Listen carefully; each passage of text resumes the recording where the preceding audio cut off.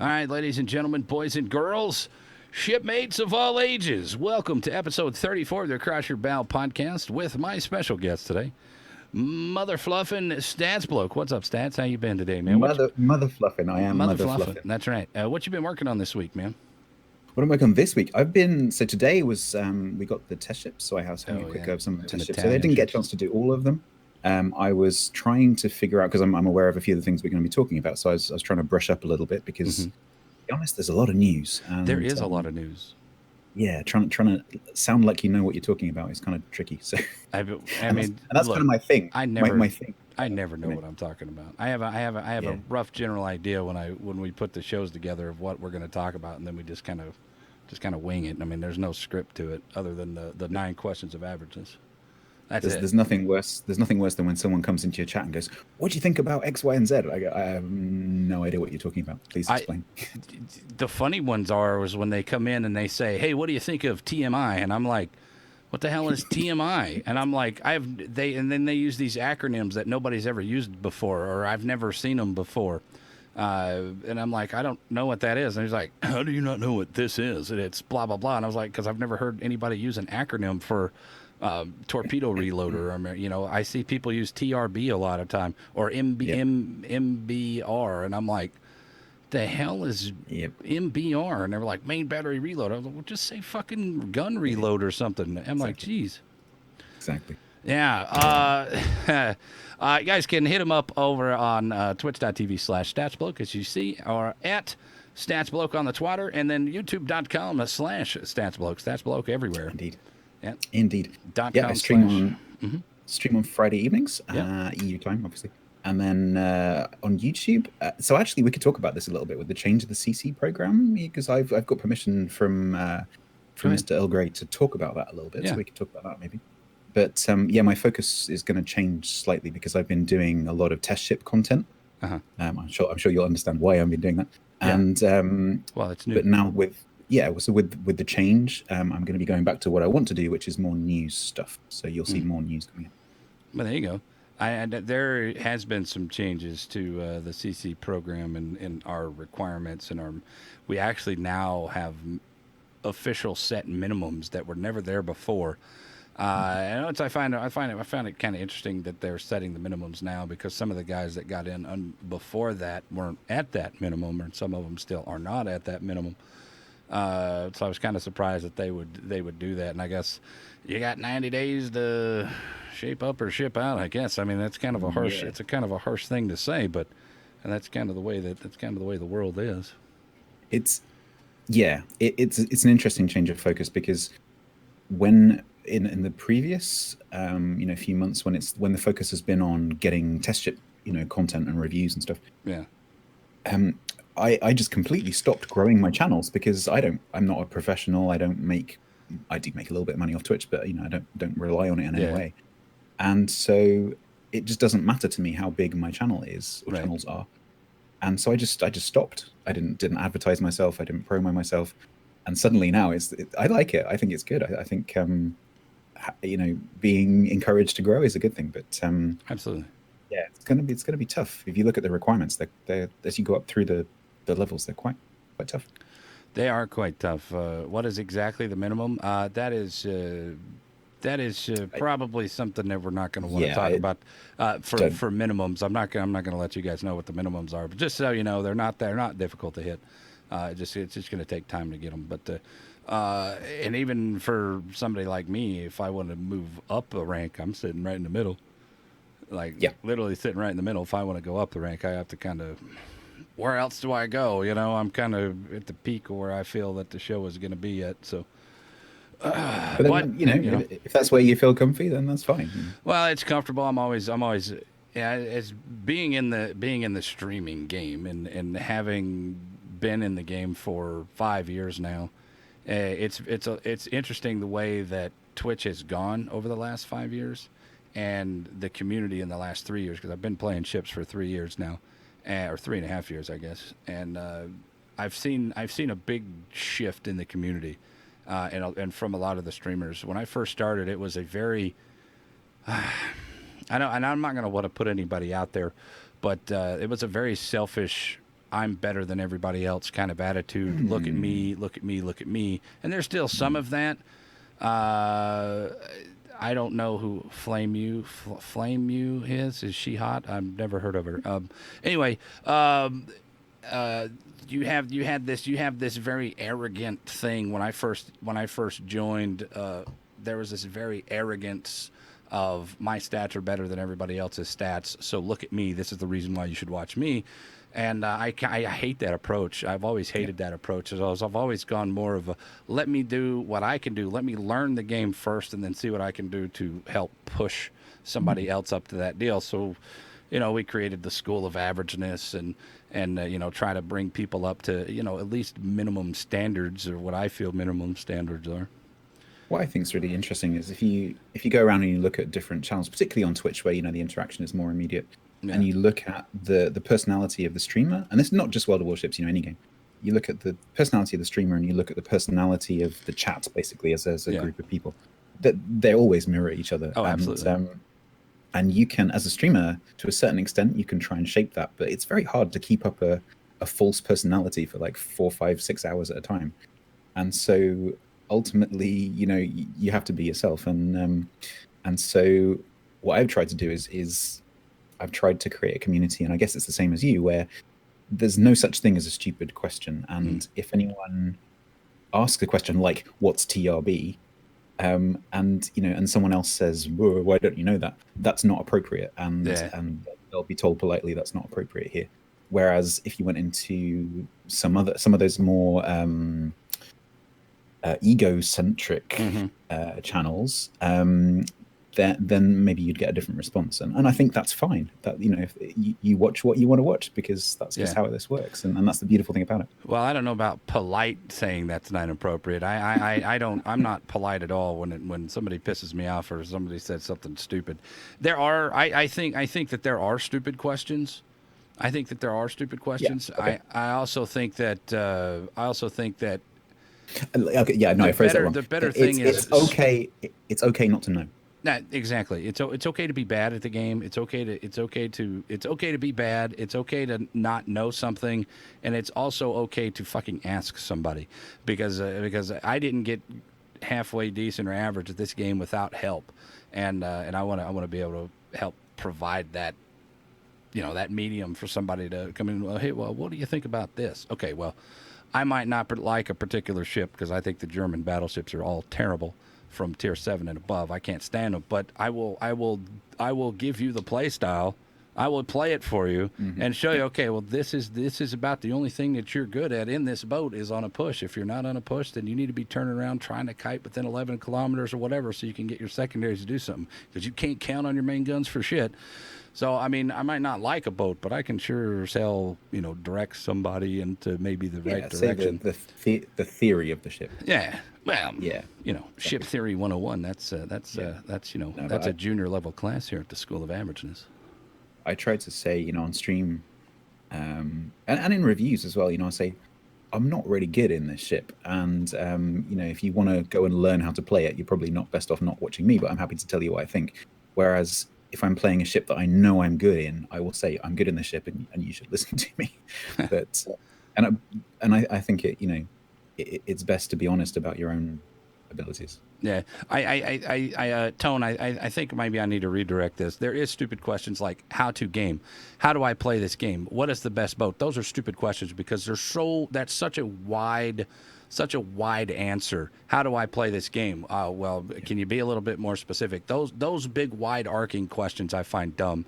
But if you ask a specific question like, hey, what do you think about this boat with this captain skill, or blah blah blah, and I'm like, oh, okay, well that's easier to answer and easier to address, and I can direct.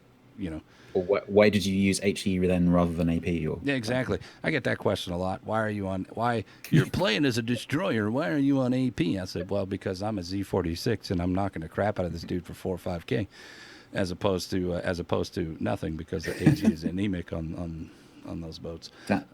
Danny says, "Oh, it's the matchmaking monitor guy." It is. It's not my. People quite often think that I made matchmaking monitor just because I did a video about it. I didn't make it. It was made by a very nice guy called Stewie. But no, I didn't make it. I just like it. All right, guys, we're hanging out with my man Statsbloke. You guys can hit him up on his Twitch, twitch.tv/Statsbloke. So today, if you guys have any questions, comments, or concerns about what we're talking about today, please at sirvenomik or at Statsbloke, and we'll answer them at the Q&A session toward the end so we can keep the show rolling. Well, let's jump on in. News, man. Rank season. Rank season is here. Do you rank? Yes, but I would say casually. So I I have, you know, I'm a CC, and I also have 2 jobs apart from that. So I just don't have time. Yeah, I don't have to rank out. So the way I treat it is, you know, if you get to rank 10, say, there's a whole load of rewards for doing that, because you get all the signals, you get some steel, there's a few bits and pieces, and it doesn't take very long. You know, you can do that in an evening. So or you know, if you ranked out the previous season, you started at 10 this time. Yeah. Exactly. Yeah. So, and even if you get to like 10, 9, 8, you'll seed into, I think, about 15. And so it doesn't take very long to get to 10. So what I tend to do is, on the first couple of days, I'll just sit down and go, right, I'm going to get to rank 10. I get to rank 10, and then I stop. And then what I do is I then treat it like another form of random battles, basically. Because I really like the format. I like the fact that it's fewer ships. I like the fact that you personally have more influence on the battle. I like the fact that people are usually a bit more receptive to communication. You know, you can say it. You can say in chat, "Well, let's go left," or "Let's go right," and people tend to listen. Until you need a cap, and then they won't listen. Of course, yeah. But yeah, it obviously shares some things with randoms. But I just really like the format. What I don't like is the stress of well, not the stress, but it's stress. But the monotony of just seeing that start, you know, going up one, down one, up one, down one, up one. It just drives me crazy. But as soon as you remove that element from it, I really enjoy it, which is why I love rank sprint, and I'm really glad that there's another rank sprint coming. Because I absolutely adore rank sprint. I think rank sprints are very fun, but this rank season was interesting in the games that I saw. It took me 94 games to rank out. That's very good. I ranked out in the Z46. 93 games in the Z46, 1 game in the Mogador. And I was pretty impressed with the Mogador. Some of the guys that were playing the Mogador, they were playing. That thing is a monster. It's a beast. It's one of my favorite ships at the moment, and I haven't played it in ranked yet. But I want to have a go. And the ones that I've come across have either been extremely good or extremely bad. I think it's a kind of a catch-22. The reason I say it's a catch-22 because for the guys that I saw that were doing very well early on, they were aggressive as hell, and they would hit their speed boost and go to that off cap. And they would try to cap it before anybody showed up. Yeah. And they, you know, a couple of guys could get 3/4 of it done, depending on where they spawned, before anybody showed up to even counter them. So it's okay, well, all right, now let's go about halfway in. We get spotted, whatever, then I can wiggle out, and they don't touch me, and hey, guess what? We got a free cap. And it was very impressive the way some of the people were playing it. Very tough to kill. And very tough to kill for anything. I mean, even if they're played well, they're very tough. Yeah, absolutely. Very tough. You definitely need some help. You know, they tank by not being hittable. You know, so because they're so wiggly. And the thing with those fast ships, you know, something that came up, I think it was Airune that originally raised it when they were in testing, was that these French battleships travel so quickly that they actually kind of screw up the aiming system a little bit, because you have this the game has people think the shells land exactly where you aim, but that's not true. The shells have this assistance so that they land where the ship is going to be, not exactly where you aim. And so what happens is the French destroyer comes along, and it can wiggle, and it can basically like if you're on the freeway and you change lanes. It's a bit like that. So you just go whoop, and then the shells miss you, and it's really, when you're going that fast, it's really easy to do. Oh yeah. And you got to scroll out 2 or 3 times if you're close. I've been using Georgia, and using the same kind of theory, because it's so fast that you can get onto a flank and you can catch the cruisers and the battleships as they sort of head down towards the caps, and you can pop up on their side, and before they know it, you know, you've got a couple of citadels, and one of them is half health. and you've also got the speed and maneuverability. Then when one of the destroyers comes across to come and get you, you just turn around and run away or nose in or whatever. Yeah, And something you can definitely that's a do lot in of that fun. one Yeah. in the Georgia and in the John Bart are both. I saw a lot of John Barts this season. I didn't see too many Georges. A couple of Georges that I saw this season, they were terrible Georges. So fit right into my theory that Georgia is not a very good boat. Very one-dimensional. I have a hard time with these secondary spec boats, liking them and enjoying them because of the one-dimensionality. Yeah. But that's just my opinion. Yeah, I don't I generally don't like the German secondary ships, for Mm, example. I don't the same reason I don't like you don't like them. yeah, But Georgia is different for me. The accurate guns and the because my aim in I'm a battleship main, my aim is okay. right. And so the ability to put the shells through the bridge windows is pretty good. And the speed, I like fast battleships, Oh yeah. and so that the Georgia is just different for me, and I really like it for that reason. I know Georgia. Yeah, I'm not gonna. This can go on about secondary boats, but I'm not gonna get into it. Either way, Georgia is accurate when it's accurate. When it's not, it's horrible. And that's typical double gun turret chassis. Yeah, There's so much margin yeah, for error that just like the Colorado, it's pretty accurate. But there's those shots where they're just wider than a $2 hooker on a Saturday night, and then the next thing you know, all four shots are holding hands as they go into the Citadel. So that is the Georgia. It's very hitter. It's very weird with its dispersions. But all right. So what else is up? Clan battles. You clan battler guy? yeah. So we don't take it too seriously, our clan, but we do it. We've got our clan's like 40 people, so there's usually someone around, and Yeah. we don't time Oh. we did do it like whoever turns up. We usually get to Typhoon by the end of the season. Mm-hmm. So we do all right, and we have fun. We try not to take it too seriously. But like any clan, we end up having the odd argument, and there are a few personality clashes and whatever. But that's just normal. And And that's the exact reason why I don't do clan battles because the guys in the clan are the ones that help me build the show and help me build the clan, and I refuse to dip into that. Oh, you guys fucked up. Let me bitch at you and tell you why. I refuse yeah, to do that, so I just abstain from clan battles all over the place. so I think the difficult thing if you've not got a team is that like a dedicated team who understand that they're a team and they're practicing and they're trying to help each other win Yeah, is that people who are casual players and are just there to have fun, which is absolutely fine because this is a sure. game, aren't very receptive to being given instructions and feedback, which is fine. That But criticism.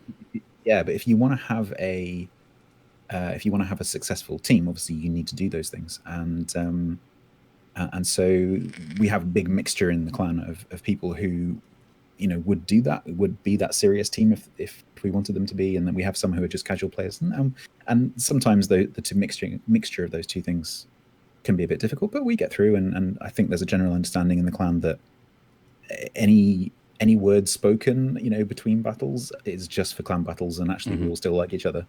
Well, that's important. And That's important. yeah, absolutely. And occasionally we have arguments, and then a couple of days later it'll be fine. So it's yeah, no, it's good fun. So yeah, we are doing it, and tier 8 is very interesting. The fact that there's a lot more ships to choose from, the fact that people aren't used to the meta of those ships, I think is a good thing, because I think the tier 10 meta, where there's only a certain number of ships that can actually be fielded, and even then, you see very few, I don't know, Khabarovsks and Worcesters. You don't see them very often, Right. and so the number of ships that actually get fielded is even smaller because you only see Henris and Stalingrads and whatever.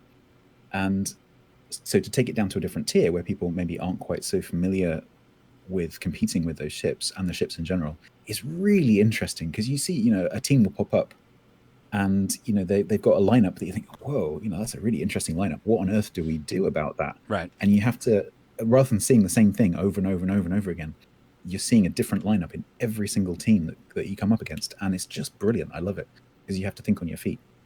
I think So yeah, that's the thing about. I am glad that we're seeing something other than tier 10 because I can't when I was playing clan battles, I would not lead the team. I was the DD guy, and I let the battleship guy pretty much make the calls because he's sitting back and he's supposed to be paying attention to the game and the flow, and I end up taking over half my side or whatever. Whoever's in charge of one side goes, you know, the main. I usually, the way I wanted it structured, I didn't want to be in charge of it. I wanted the battleship guy to make the call. He goes to one side of the board, and then somebody else leads the other side of the board, so they can work together in different little squads and adapt to whatever they need to adapt to. And then we can make the call. The other guy, okay, everybody needs to shoot this guy. Okay, let's figure that out. Okay, I'm going around the corner here. Be ready for this. Blah blah blah. That was the way that I wanted it that I wanted it done, like having control without actually having control. Does that make sense? I don't even know if that makes sense. But you have to have some autonomy within the team because you can't be controlling every single player's what way their guns are pointing and all this kind. You need to. It's and I think it breeds creativity. Yeah, It also breeds a few mistakes, but yeah. Well, I mean, I want people to try things. I want people to work things out, and I want different callers. I want you to call. You're playing the battleship. You're calling today. I want these guys to have the confidence that they can go into a situation and say, okay, I know what's best for this given situation over here. Okay, good. Then let's go for it. What's really interesting if you do that is that you find that people who you never thought would be good at that are really good at it. Oh yeah, and people who should be good at it are terrible at it. And that's really interesting to me. The other thing that's really interesting to me with clan battles is that players who are really good at random battles can be useless at clan battles, and vice versa. I'm a terrible competitive player, but I'm not bad in random battles. Right. And I know other people who are awesome competitive players who like proper like King of the Seas competitive, but you take them into random battles and they're a bit lost. And I find that very, very interesting. I play an interesting game. Like as a self critique, I think I don't play selfish enough. Because like you sit there and you see all these people with the super purple unicorn numbers and all this stuff, and I sit there and I watch them play on when they're streaming, and they play a very selfish game. And I've watched people just to get their numbers throw games, not go into the cap when they need to go into the cap, just so they can hit that 200,000 mark or whatever. And I'm like the complete opposite. I will throw my boat away if it'll stop a push, and I will go into a cap and who cares if I get 5,000 damage. I remember a game, I had 5,000 damage in a Kagero.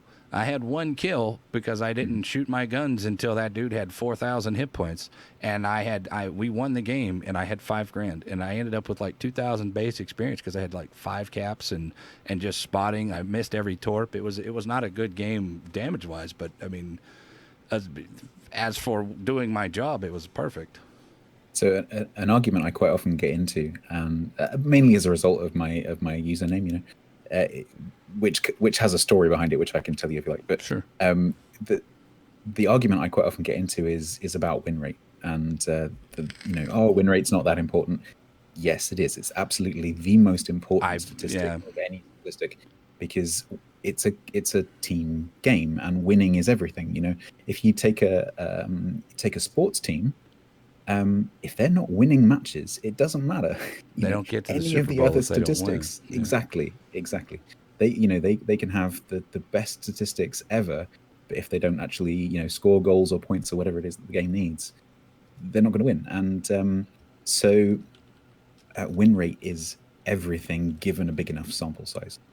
And so win rate is a great way to monitor your progress. It really is, because in the long run, I'm intentionally not looking at chat because the chat's going to be full of but in the long run, given a big enough sample size, you look after your, don't obsess over it, but you look at, you think, I want to. So something I'm doing at the moment, which I heard, I can't remember who it was now. Was it Mejash or was it you? I can't remember. Was saying they feel like they've kind of run out of things to do in the game, and so the one thing they're going to do is try and get every single ship in their inventory or in the game above 50% win rate. That wasn't me. And I thought, that's genius. That is I'm good. going to do that. Yeah. So that's what I'm currently trying to do, which for some ships is quite challenging.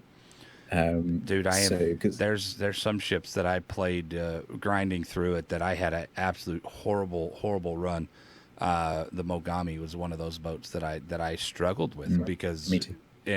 we were 70% of the time we were on. I ended up playing Tears of the Desert 9 out of 10 games in a row on that one, and that's the old Tears of the Desert. The old And one. having 15.8 kilometer range, when you have that big wide open map, you can't sit behind islands. So I wasn't that map, very efficient that map, at maneuvering or the wiggle, what we like to call the wiggle. I wasn't very efficient at that back then, so I struggled, dude. the old version where the tier 8 cruisers ranges were all just less than the width between the two sets of islands. Yep. Yeah. Yep. That was not good. It sucked. I was not a fan of the Mogami, but since then we had been challenged through some of the 24-hour streams that we have done. We have been challenged to take no concealment expert 203 Mogami, and I was like, why have I not played this thing before? That thing is disgusting. So I encourage people to go, to do whatever, but take the 203s on that thing. I was seeing 6,000 and 7,000 damage volleys on the broadsides of battleships and broadsides of cruisers, and just absolutely smashing guys with it. It was pretty impressive. All right, so there we talked about rank battles. We talked a little bit about clan battles. Let's talk about these Italian ships. Ooh. Now, the Italian ships showed up today, and I have not had a chance to play them. But from what I have seen so far, Did you try them on PTS? No, I don't do PTS. Okay. Yeah. Okay. So from what I have seen so far, and this is just my initial impression, the Spanish shells. That's what I'm calling them. The Spanish shells. The SAP button. Yeah. The Spanish sails out there, the semi AP, are ridiculous versus destroyers. I watched a guy. We were seeing reports in the discords. People were getting 18,000 damage volleys. 18,000 damage volleys from the wherever the tier 10 is on a DD. Yeah. So the reason that happens is because the semi-armor piercing shells can get full pens on destroyers, unlike AP, which can only ever get over pen damage, even if it counts as a pen. It's only Right. pen, unless it's a Cabra or a Harry, right? So semi-armor piercing does not have that restriction. They're getting full So damage, like they're old getting school. Somewhere old deep school inside all these battleship mains was like, I used to do damage. I used to do damage. I think it's a safe bet that will not make live. Because so today I was playing the two tier 5s, the premium and the tech tree one, the Geneva and the Montecuccoli, and I was doing 5,000-6,000 damage for these, which doesn't sound like a lot, but then it's tier 5, right? Yeah. So they made 3-4 shots and they're dead. And okay, so one of the mitigating things which I actually put into my feedback form earlier was on Geneva, which is the heavy cruiser, because the Geneva at tier 5 is the premium and it's 203s, and then the Montecuccoli is the light cruiser, which has a 13-second reload, but the Geneva has a 20-second reload. Mm-hmm. So you are able to do 4 pens on destroyers, and the dispersion is pretty good. But you only fire every 20 seconds, and so see, I was thinking about that. I was thinking about these long reload times. Kind of makes them play almost like battleships. You got to be real specific with your shots because you're only going to get a limited number of shots per the game. I don't know if they can do any of this stuff. I don't know if they can lower the damage at all because of that. This is their bonus for having those long reloads. Yeah. Then they need to be able to do this damage. But then again, that's what they said about battleships too. But I still maybe they have the damage versus destroyers. Yeah, I was actually against that change. And I'm a big destroyer player as well. And I think if you're in a destroyer, the onus is on you not to take that kind of damage by not getting into those kind of positions. And the same with destroyers versus carriers, which is a favorite topic of mine. I love winding people up with my views, but But I think, yeah, maybe the onus is on the destroyers. If you see an Italian cruiser coming towards you, You maybe should, the onus yeah. is on you. No, don't be there. You should Don't be get spotted. punished. I was a big proponent against the AP change versus battleships. I hated it. I thought it was dumb. That guy, I get punished by 8 torpedoes if I'm within 10 kilometers of this guy. He should be punished just for being in 10 kilometers. Over that, then fine, we can talk over 10 kilometers. But under 10 kilometers, fuck that guy. That Yeah. guy shouldn't be there. Well, you shouldn't If be it there. is, Well, he yeah, shouldn't be there, and he should be yeah, punished because my shell is right. bigger than his boat. What I like to think about in that situation Just is dodge. think about the size of a Yamato shell, for example. Yeah, Volkswagen. Just think about it. So Yeah. it's a big car, All right? right. A big heavy car. I Think of it. I mean, destroyers aren't small ships, but they're No. not huge.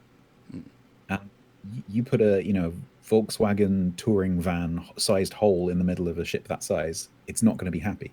No. And I think the damage should reflect that. All right. I'm a 6 foot. I'm six. I'm just under 6 feet tall. Right. Okay. We went to the USS Iowa, there in Long Beach at TwitchCon 2017, and they had an AP shell that was standing upright, just the shell itself, and it was taller than me. It was Wow. a 6 foot tall shell, and this thing was wider than me, and I'm a big guy. This thing was wider than me too, and I had to like put my arm up, to get to the top of it. So yeah, this thing is huge. These are huge shells, and I never understood. I think they nerfed the AP damage too much. I think if they would have half the damage, or they need to buff the overpin damage to double, to instead of 1,000 you're getting 2,000 damage. I think it evens out a little bit, but man, they really nutted the battleships, and I'd hate to see that come to this with these or not semi-fused, but the semi AP. I'd hate to see that too, to where they're just ineffective, because from what I've seen so far, they're very effective versus destroyers, but they're pretty much ineffective against everything else. Yeah, the problem with the semi armor piercing, because of course don't forget you also have AP shells. So Right. you have normal bog standard AP shells. So you do have that. But the problem with the semi armor piercing, of course, is that they don't cause fires either. Yeah. And usually the bread and butter of most cruisers is setting stuff on Setting fire. fires, yeah. And you just physically can't do it. Okay, you have secondaries, but you have to get so close to use them that that would be suicide. And so you have no means. And your torpedoes are okay, but you're not going to hit things with them very often. Yeah. So you're not going to get any floods. You're not going to get any fires. So you are dependent purely on actual penetration damage.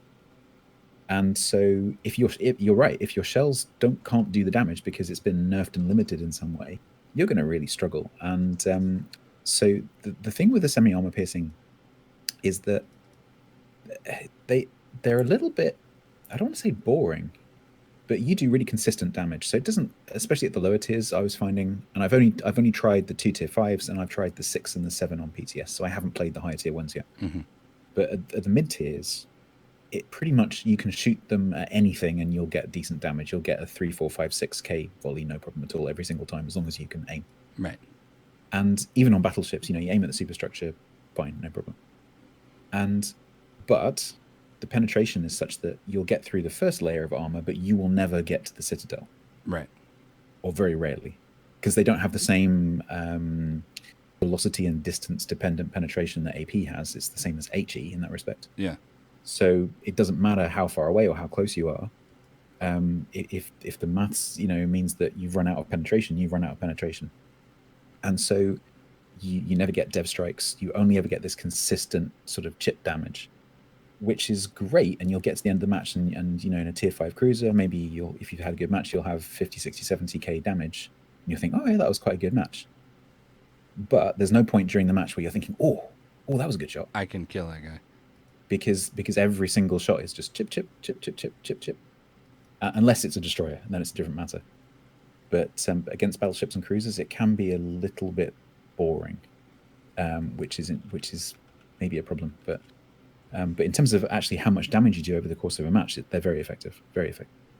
And then of course you can still switch to AP. If there's a nice broadside cruiser right there, you can absolutely switch to AP. Yeah, that's a long swap, 20 seconds. It is, Or absolutely. if you have the expert loader, it's 10. But it's an interesting thing, and we're getting I was also looking at the discords today from one of the community contributors saying that they were citadeling bow in demonies and bow in Kremlins, or not bow in Kremlins, but on the sides of So Kremlins and things. That it was really interesting to hear. I guess it would work. That mathematics thing does work in both directions, right? So if the maths says yes, you can pen the nose and then you can pen the citadel plate behind it, you'll do it every single time Yeah, because there's no randomness involved. kind of makes me wonder So what it does against the 50 mils of the Stalingrad. if And you can pen it, you can pen it. Yeah, yeah, absolutely. This is the thing that it's not AP, so yeah, there's no angle involved. If you can pen it, you can pen it. yeah. Well, that kind of So makes me wonder what the actual pin values are. Do you know the? Do you happen to it's know the shown. numbers? Yeah, it's shown in port. So Oh, if is you, it? I haven't got the game, I haven't got the No, game open, but I if don't have you it up in either.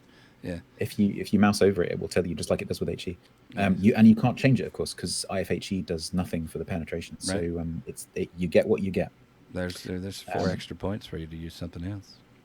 so this is Actually, the it's other interesting technically it's thing. 7 because you don't need DE either. Yeah. So so so that's a really interesting thing with setting up the 19-point commanders, which we get given for these, Mm-hmm. is that I was thinking, well, exactly that thought, right? I don't need IFHE, I don't need demolition expert. The hell am I So gonna what take? do I spend all these points on? And Yeah, you end up taking. I ended up taking a load of tier 1 the tier skills. 1 and 2 skills. Yeah, Yeah. I've been So taking on my Zao. I take 4 tier 1 skills. yeah, and that seemed to work just fine.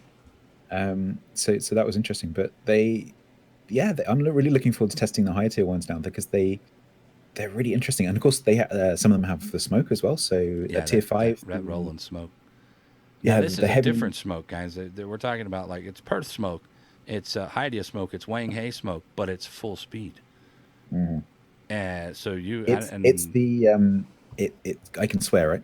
yeah, I don't give a shit. it, it's the it's the old shit smoke. So Yeah, you go. So where I've been using it quite a lot is in a cruiser, typically, especially not a very well armored cruiser. You want to go forwards, and then you see that you need to be in a kiting position, and so you want to make that turn while you're unspotted. Whereas in these cruisers who have the smoke, you don't have to wait for that opportunity. You don't have to stop firing and go unspotted because you can just pop the smoke and use the smoke to turn around yeah, and carry on shooting while you're doing it.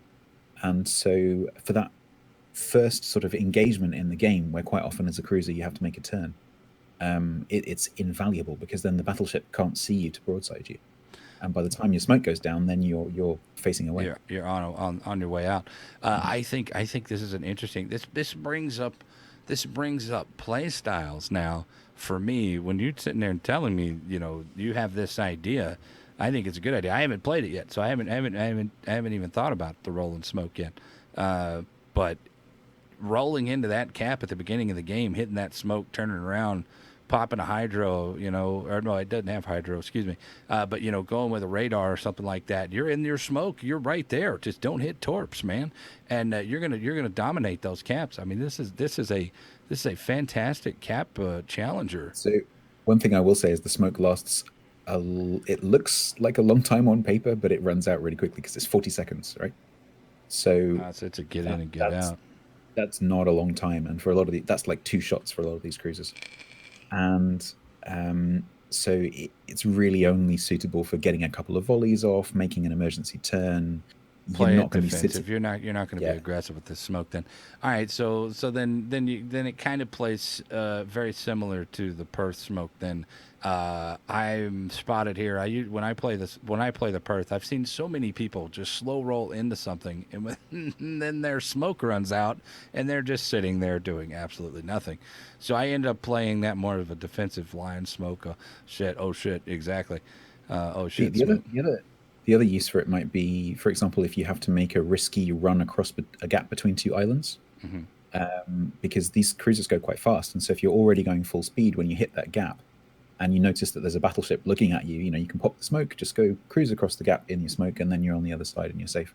Yeah. And you can shoot at him while you're doing it, and so it really is just. Oops, sorry. It really is just to cover your backside while you do risky things, basically. Yeah. Well, I mean, at least now, if people will actually have a pair, have a sack on them, and actually do the risky business. I love people that try things.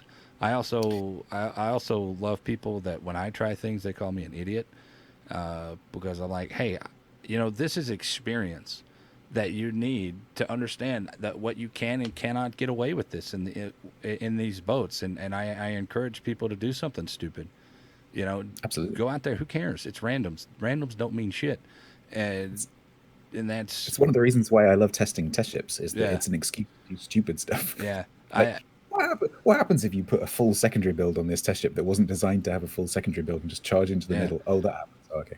I tend to during our testing phases and our feedback phases, I tend to play very loose Mm. with the game, and you know, I don't it's nothing for me to roll in there and, you know, die early just to see how much I can take, what I can do, you know, and this and that, and how does it perform here? How does it perform sitting way in the back? I mean, I don't want. I think a lot of the people, they struggle with this game because they're not sure what to do because they've played safe all the time. They're not sure Hmm. what they can get away with. They're not, and because they've only played safe. When I was coming up through, I played very aggressive. I was aggressive in everything, man. I was taking shores and chappies right up into caps and bowing up and, you know, and doing work, and you know, luckily I had a team behind me that, you know, a couple of guys that were teaching me how to play that were there to be able to cover my stupidity. But I mean, I learned a lot, you know, just doing random nonsense. But I think in ships where you don't where you stay passive at the back, you don't learn what the ship can do, and the problem is then when you're put into a sort of close quarters or stressful situation, you don't know what that ship is capable of, True. and you don't know what risks you can take. Whereas if you do what you're saying, and you occasionally you just go right, let's go, and you learn how fast it can turn around, you learn how quickly it accelerates, you learn what kind of torpedo belt a battleship has, and this kind of stuff that you don't learn if you sit at the back. Yeah. And I think that's important. Even if you don't always play the ship like that, it's important to know what it can do. I'm gonna call out one of my compatriots here that's been playing with us, who's relatively new to the game, and he's playing in, you know, different cruisers or whatever as I'm regrinding my battleships, and I happened to play the Edinburgh on my regrind, and he was into Cleveland, and we went into a camp, and as soon as I hit that camp, I was turning my boat to get it pointed out just in case somebody came around the corner. Well, he did not. He went into the cap and he stopped and then slowly started backing up. And I'm like, well, okay, well, we're gonna have to work on that. You should have kept going. Take whatever damage you are on your turn, and then just get the hell out of there. So because you need to survive. And but he wouldn't have known that if he hadn't, you know, if he hadn't have done that. And I find that that don't care if he died. We even though we lost the game, he learned something, and that was the most important thing that I Yes. wanted him. You know, I don't care. Did you learn something? What did you learn? All right, explain to me why you did that. And I mean, it was not like a kind of, well, why the fuck did you do that shit? It wasn't trying to be a condescension at all, or by any means. It was more along the lines of, all right, I want to see what your mentality was here and why you thought that that was a good idea, and then maybe we can change your mentality. And if we can change your mentality, then, you know, then you're moving somewhere and you're getting better. And that's the difference between a good player and a poor player is the ability. You go out in a cruiser, and some battleship shells come from somewhere you weren't looking and just Mm-hmm. delete you. A poor player at that point will go, oh well, Hacks. or they'll F and blind Yeah, and get angry, but they never think, they never stop to think, why did that battleship get? Oh, it was because I was broadside and I wasn't watching the mini map and all this exactly, kind of stuff. exactly. Whereas a good player will go, that was a mistake. I won't do that next time. Absolutely. Uh, Speaking of anything else? Your overall, what is your overall impression of the Italian ships before we move on here? I think they're beautiful. The models that they've made for them are absolutely stunning. Although, when you look from the top down, if you just look like bird's eye view, they look like they're backwards because the bow is rounded and the stern is pointed, It's interesting. and I find that annoying. But apart from that, they are beautiful models.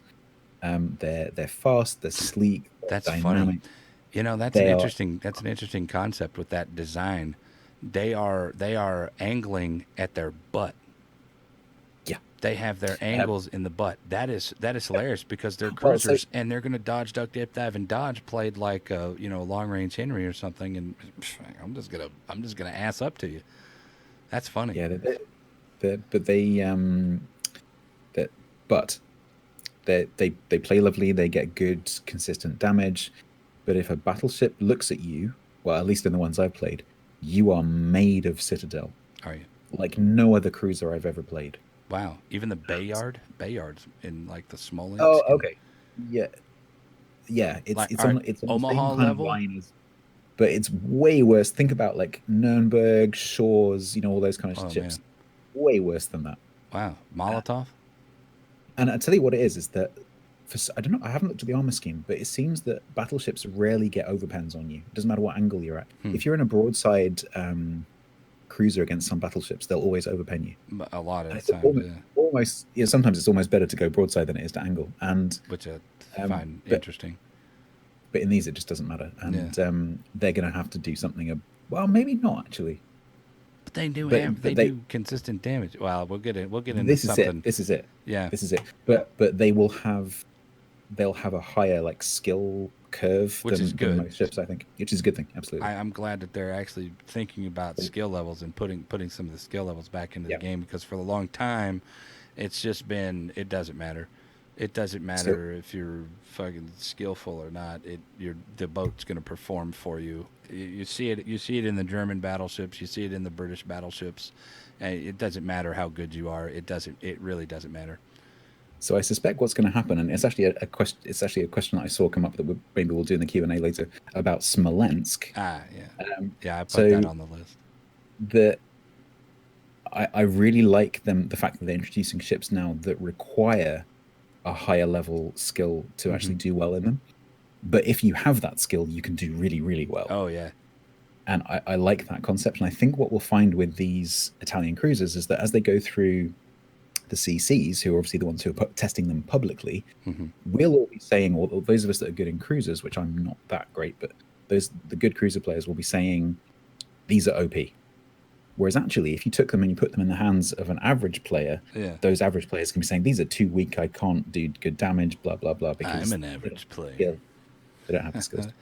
No, I totally agree. I think some of the higher skill, I think the German line, the Japanese line, and the French line at this point in time, cruiser wise, are probably the most highest skill, because it takes a lot of skill to wiggle.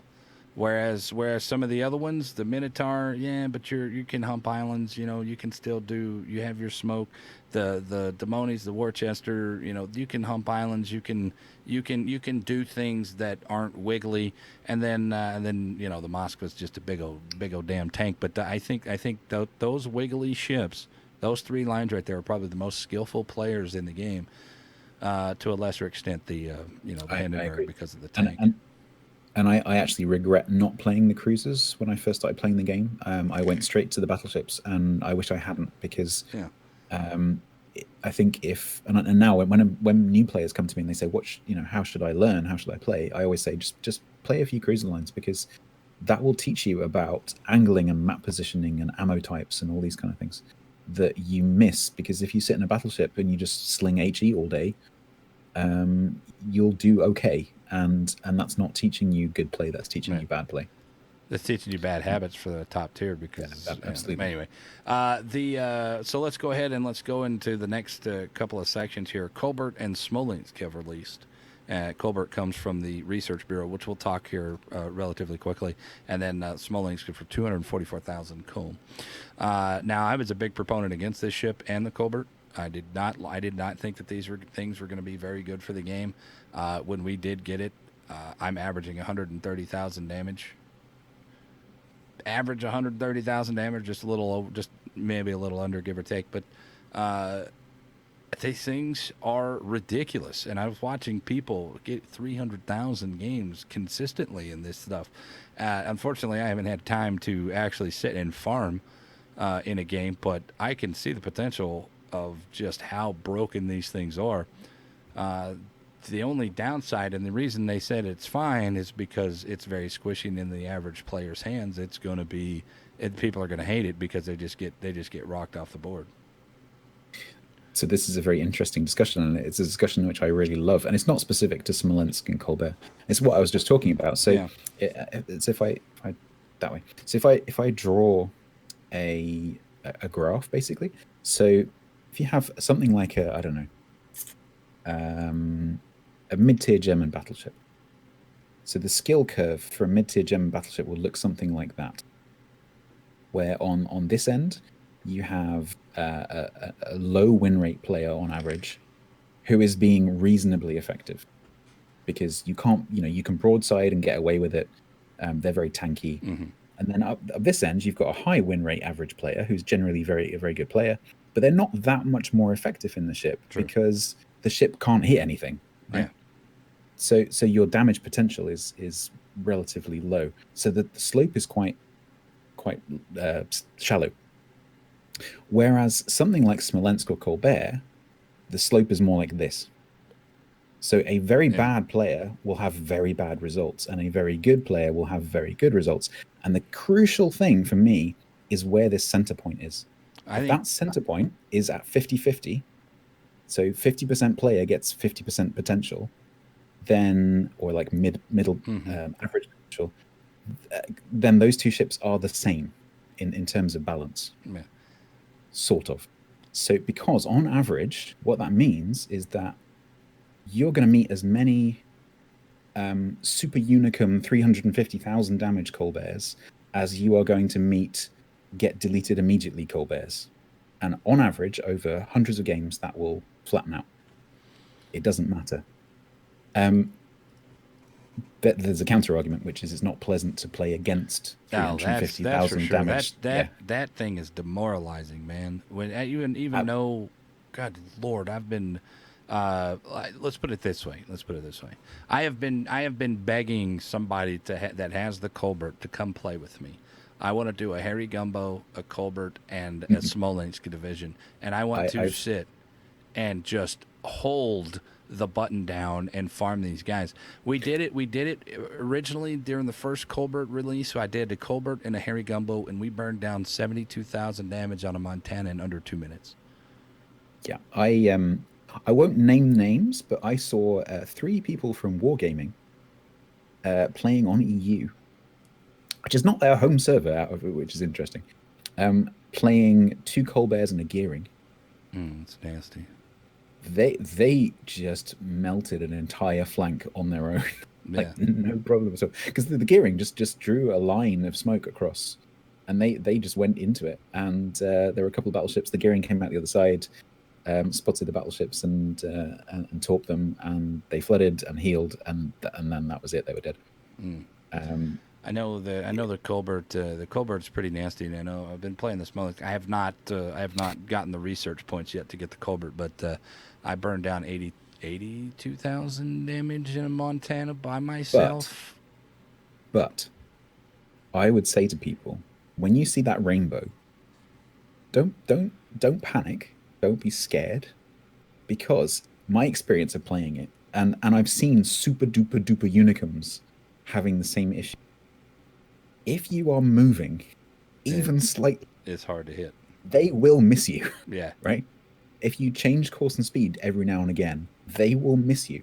Because at even like 3/4 range, you can have, I think it's 10 volleys in the air. Which means you have to remember where you were aiming 10 volleys ago in order to adjust your aim. Because you see the 10th volley land and you think, oh, okay, where was I aiming when I shot that volley? And it's really difficult. And so if you see the rainbow starting and you can't see the Colbert, just start moving. Just don't run away. Yeah. Because that's the effect they have, right? And I've seen it when I've been testing it myself, and I'm sure you have as well. Yeah. Is that you start firing either in the open or from behind a rock or whatever, and the entire enemy flank just runs away. Yep. For absolutely no reason whatsoever other than, oh my God, it's a Colbert. I encourage you just to stand up, rise up. If you see a Colbert or a Smolensk, shoot at it. Don't run away, because it will go pop if you hit it. it will go pop. Yep. They are destroyers with citadels. Just shoot them. Pretty much. Yeah, that's it. And so I am thoroughly enjoying at the moment going around, in particularly in my Republic, which is my go-to battleship, hunting these things because they go pop in a wonderful fashion. Which is interesting. Which is interesting to me because when I play the Republic, it's just not accurate enough. It's not consistent enough with its accuracy for me to do something like that. But I totally get the point. I mean, any you shoot at anything. Being a player whose favorite boat is the Atlanta, I just tell you right now, my favorite boat is the Atlanta. I have 2.2 million experience on the Atlanta and 1.8 million on the Flint. I've played these boats a lot, and the Colbert is right up my alley. It's right up my alley, and I can't wait to actually unlock it in the research bureau, and then go out there and have time to farm.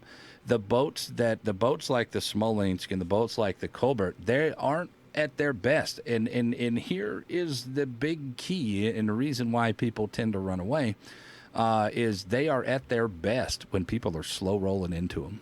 When they are pushing into a Colbert or they're pushing into a Smolensk, the Smolensk are at their absolute best because they can guarantee damage or they can guarantee hits. But if you turn and you run, or if you turn and you wiggle and they start missing, you can continue to make them miss. Yeah, go broadside, whatever. Who cares? Go broadside, turn around, make big sweeping turns. Make sure you can Just still keep get your moving. shots off. But shoot at them, man. It's an amazing concept here, and you kind of put it in that visual, with the pen going up and down with the skill level, and I think that average player, it's gonna go somewhere around 40%. So I think, this is the yeah. interesting thing is that, like I was saying before, when you see videos before release of a ship, and you see CCs releasing videos, and maybe you see super testers as well, playing them. You've got to remember that, okay, not super testers, because super testers actually represent a proper distribution of the player base. They have poor players and good players in super test. Right. But in the CC community, I would say we are probably pretty much all above average players. And so you're going to see people like Euro and Flambas and Flamu and whoever posting 3 billion damage games and whatever.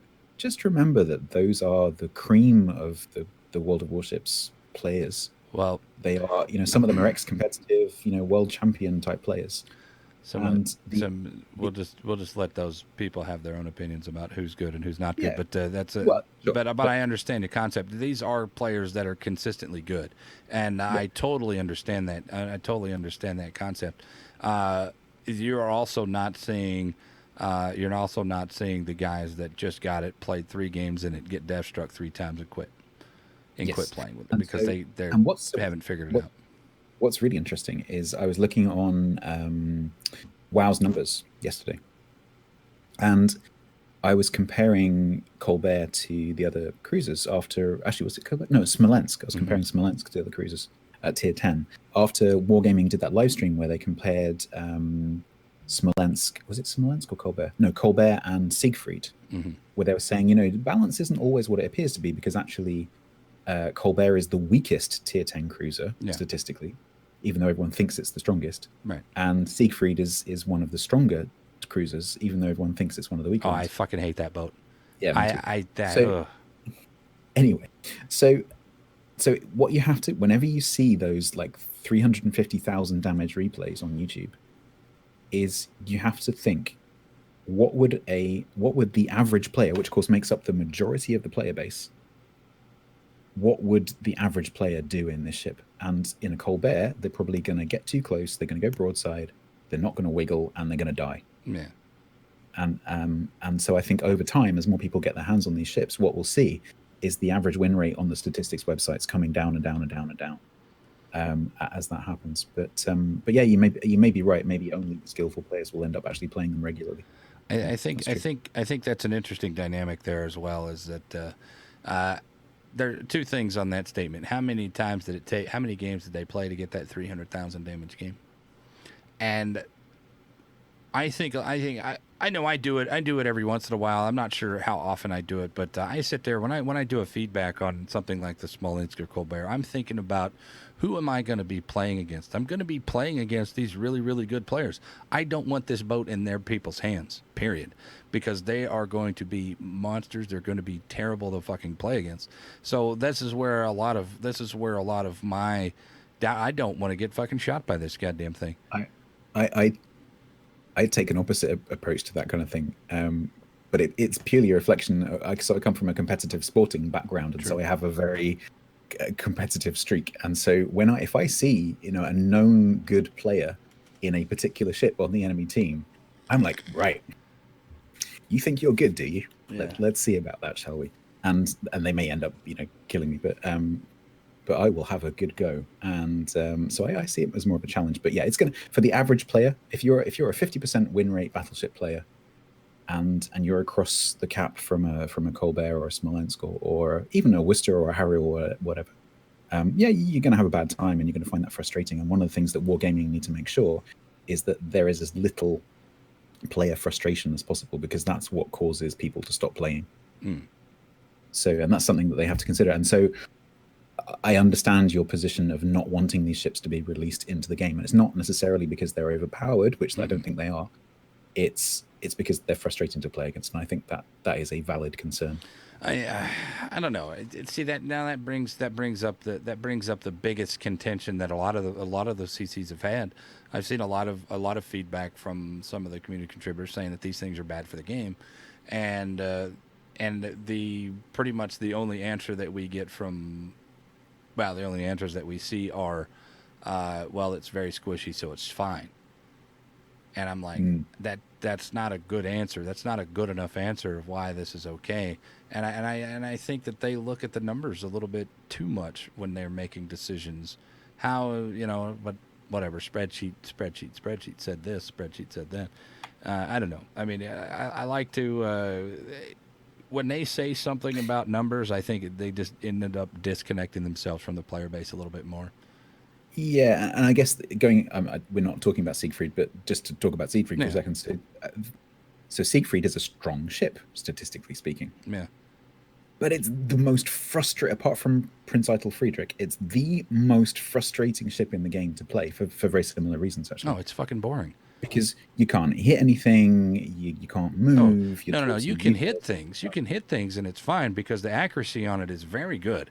I'm very impressed with the accuracy. But they gave it the shittiest fucking guns in the game at 15 inches, and you're at tier 9, and you're going up against tier 10s where you can't do shit unless they're flat broadside. And you're German, so your HE sucks dick. And so what are you supposed to do? It's like, what the fuck? I'm like, why is this a thing? But it's still a strong ship. Average damage, average win rate, blah blah blah is all fine, all good. It's nothing special. But it's a frustrating ship to play, and that's a bad ship. Yeah, it's a strong ship that no one wants to play. I think. I mean, I've had during the last testing phase, I was like, okay, guys, it's total request live. We got everything we got going on. You guys can just pick the boat or whatever. And I got plenty of games in the test ships if you guys want to see test ships. And they said, play the Siegfried. And I was like, I fucking hate you, but I will because you asked. And so I started playing it. And I played one game and it was like, man, I'm so bored, dude. Just long range, just pew, pew, pew. Here's 6 shells, hit 1 shell. Maybe I set a fire. Maybe I do 4,000 damage. And finally, I just got tired of fucking playing the boat. In that game, about halfway through, I turned around and just pushed into 4 people. Exactly. And I was so bored with the boat. And I ended up coming out pretty well and ended up like 150,000 damage just because I was bored. And I was like, I'm going to make this boat exciting for me. And I'm terrible in the Conqueror, and it's for exactly the same reason. I cannot stand that play style where you just sit still and spam stuff. I cannot. It's just boring.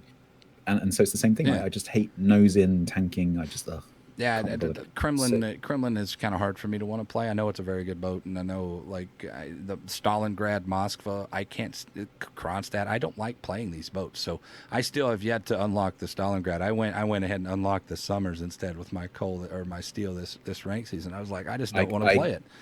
I got Bourgogne because it's a very dynamic, fast, flanking action battleship. Yeah. Or cruiser actually, and So and that's why I ignored the. Well, I didn't like Summers because I prefer the other destroyers, Yeah. but yeah, Summers Bulgarian is was. an interesting boat. It struggles with its guns, but it's not bad. It's not awful. It's Uh, that's why I don't like it. It's yeah. Yeah, that's kind of the way I feel about the Siegfried. It's fine, but it's like it's nothing special. It's nothing terrible. It's just kind of like middle of the road. And this is kind of what it's kind of what I'm gathering that we're seeing on the Italian cruisers. They're just kind of man, they're all right, I guess. They do enough damage, but they're nothing I special. think with the Italian cruisers, we just haven't had them for long enough Yeah, to this is probably really true. I figure haven't out even what they're played for. them yet, so I really Yeah, can't. I really can't come up with a very justified opinion on them yet. But this is interesting idea actually. Or interesting question is.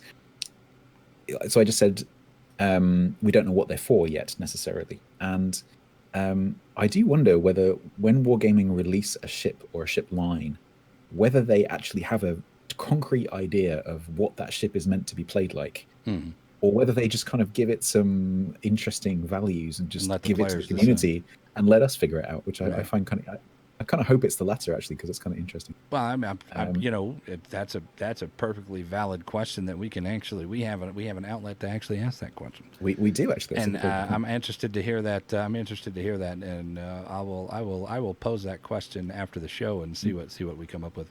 But all right, so there you go. Colbert and Smolensk overall, I think everybody should get these boats.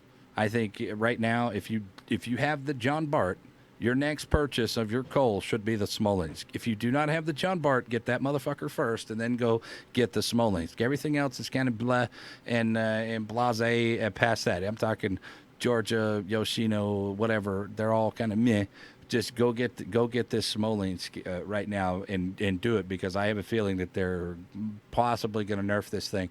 And I think that they need to Well, nerf things. I IFHE rework may well. Well, we'll see. May We'll well see what happens after that. But we'll actually talk about that during the Q&A session because that was one of the questions posed. But all right. Overall, Colbert, it's not as good as the Smolensk because the Smolensk is a little bit more utilitarian because it yeah. does have that smoke that you can go different places where the Colbert you do need an island. You do need some help not getting shit on. So what are your two big thoughts about the Smolensk and the Colbert, and then we'll move on. I think they introduced an interesting meta. I saw someone just now say that it challenges the camping meta, which I think maybe may have been the reason that they were introduced was that there was a lot of complaints, particularly in competitive, about it being very static, very stationary. You know, you end up with a Stalingrad sitting on a corner or Henri's sitting just nose in, just shooting. And those ships I think were intended to break that, and I think to a certain extent the CV rework has broken that meta a little bit as well, where if you just sit still and you stay there, you're going to get punished for it eventually.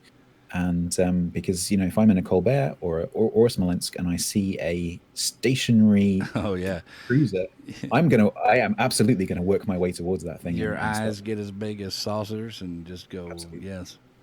And so I think as a playstyle, that's kind of what you're looking for as a target. You're looking for those because you can't hit anything else, right? So Right. you're looking for those stationary, Well, easy absolutely. to You want that guy target. sitting dead still because Yeah, you can get the 8 million volleys off on the guy, and and they're going to be they're do and I some think damage. anything that makes the meta more dynamic is a good thing. Mm. So people stop anything that stops people camping and stops people sitting right at the back and sniping is a good thing in my book, and I think both of those ships do that. Although with the caveat that they may be frustrating to play against, and that's something that we have to consider carefully. So the key question I always ask in this kind of situation is the game, and I ask this for CVs, is the whole game as a whole, better or worse with or without those ships? So I have an if you answer snap for your that. fingers, so hang on, so if you Yeah. snapped your fingers right now and you removed Colbert and Smolensk from everyone's hands, would the game be better or worse? What do you think? Remove the British battleships and everything will go back to the way it used to be. Right. We Okay. were talking about meta breaking, right? We're talking about. No, let me explain. Sure. The British battleships came out at a time where the meta was okay. I'm a Yamato, I'm bowing up. I'm in North Carolina, I'm bowing up. I'm in Iowa, I'm bowing up. Everything is bowed up, and that's what it was, right? So the British battleships came in, and they broke that meta because of their high octane HE damage. And this is another example of trying to break some of the meta. And you notice that because the British battleships have been out for what, 2 years? Yep. About somewhere around 2 years now, and that Yep. meta shifts. It's a fundamental shift away at the beginning of that for about 3 to 6 months, to where everything is a little bit more smooth and everything kind of rolls, and then we're right back into that fucking camping meta. Everybody is bitching about how slow the game is. Everybody's sitting way in the back and blah blah blah. That's the same shit we had 2 years ago. It is a big cyclical cycle of what they do to come in to try to break up the meta, and then the player base figures out how to get back into said meta. And so now they have to go and best it up again. Belfast, the smoke, they did the smoke change to counter some of the camping smoke change. And I think that these, if we got rid of the Smolensk Kerbert, would it change? No. Did the battleship AP versus destroyer change the way that you played a battleship? Fuck no, it didn't. It didn't change anything. It just made it frustrating for you when you're trying to continue to play the same way, and these guys come around the corner from 12 kilometers. You get 3 volleys off on the guy, but he puts 8 torps into you because you only did 2,000 damage. And HE is not good enough for DDs because it's inconsistent. Because I hit one shell for a full pin, do 1,800 damage. And then the very next volley, I hit 2 shells for 1,800 damage. And then, but if I would have done 3 or 5,000 if I'd have kept on AP. So it's just better to stay on AP in the end. But would it change the game? No, because the people that want to camp, they're going to figure out a way to camp. The people that want to snipe, they're going to figure out a way to snipe. So no matter what Ouija does, no matter what wargaming does, no matter what we want it to happen, they're going to find a way to play how they want to play. And what do they want to play? They want to sit back and snipe, and they want to camp behind islands. They want to take 8 people, put them in one square, and then try to win the game. You raise a very good point. I agree. So there you go. All right, moving on in. So, guys, Research Bureau. Let's talk about the Research Bureau. Now, this has been I don't know to say this is controversial. It's been a pretty hot button topic for the last couple of weeks. And I know a lot of the guys coming into the channel, where twitch.tv/sirvenomik. If a lot of the people are coming, why the fuck would I want to start it over, man? I just spent all this time and blah, blah, blah. Well, then don't. Then don't do it. It's for somebody like myself, like Mr. Statsbloke, who has the time to stream or whatever, who has the time to do it, and they want to play it again. And it doesn't take very long to get back up. We're already in tier 9 again. And I know several people who have like millions of free XP, and they're already done with their 5 grinds or 4 grinds or whatever it is, and they already have it. And it's really easy, and it's just another way to play the game. So if you don't want the rewards, which I think honestly, let's talk about the rewards first. You get the Colbert and nothing else, like literally 0 else. There's nothing else in that thing that interests me at all. I want some unique camos. I want something that you can only get by doing this. And then this goes into the black and the flint. I ranked out 3 times, got my flint. I ranked out my 5th time, got the black. 2 weeks later, they opened it up for fucking steel. I was pissed, so pissed, that I busted my ass these 5 rank seasons to get it. You have to be able to separate things, man. And what annoys you is because you have an exclusive item, which then suddenly was no longer exclusive. Exactly. And that's a really important thing not to do to players. And I think if they include, they don't seem to be very keen on putting cosmetics in there. And I think personally, I think that's a mistake. Players really value individualization of their stuff, right? Right. So which is why prestige systems in things like Call of Duty are so popular. Because then you can be running around. You've got no physical difference whatsoever, but you're running around with now a gold gun or whatever. And people see you with the gold gun and they go, "Oh, he's been around a while." Yeah, he knows. Or at least he knows what he's doing with that particular weapon. And the same, if you used to see, I remember a time when you used to see a black, and you're like, "Oh, that person's right. That guy That knows. person's Yeah, right. you saw it in Yeah, the Flint too. exactly. So I think I would love, just like you, I would love to see in there special flags, especially special camos, skins, pendant type flags, things which are actually visible in the game, shell tracer colors, all sorts of things like that they could do, just to add a bit of personalization. Obviously, it's very difficult for them to do that. So for example, they wouldn't be able to design your own camo because Right. that requires too much in terms of bandwidth, in terms of sharing everyone's camos Yep. with everyone else. But they could definitely do like They could do camos. I mean, they could do their own camo. I mean, like here's a camo with a fucking counter on it and how many kills you got or whatever. How much damage you got, or a camo that changes colors for every 50,000 damage that you do. I mean, stuff exactly. like that. That'd be awesome. Or fucking gold. Just make one gold out there. I've prestiged this Absolutely. ship 7 times, Look so I've look got at 7. look at how crazy people went over the black ships. Yeah, they're great. I remember having conversations with people like Massachusetts black. They're like, "Oh, what's different about it?" Nothing. It's just black. Yep. And they're like, "Oh, well, take my money." I'm like, "Okay, fine." But so yeah, absolutely. If they had some really nice looking skins and stuff in there, I think people would go for it. But yeah, you're right. At the moment, the only thing that's in there is Colbert, and okay, we're going to have Ohio soon. Man. But I think you should expect to see the inventory in there to expand. I know they kind of pushed it out as they released the information about the originally Naval Training Center. Now it's down to the Research Bureau, but they released that information and very quickly it was out.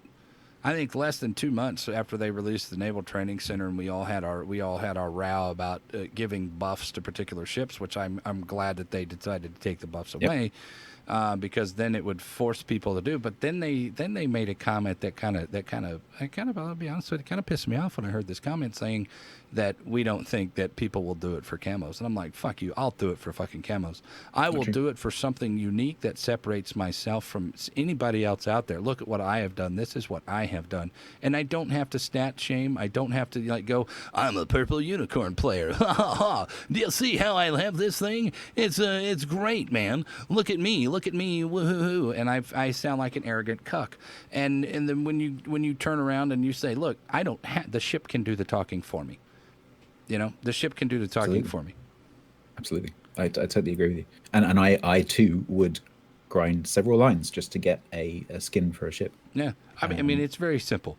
Take a white camo and put fucking tick marks on the side of how many times you've reset the fucking line.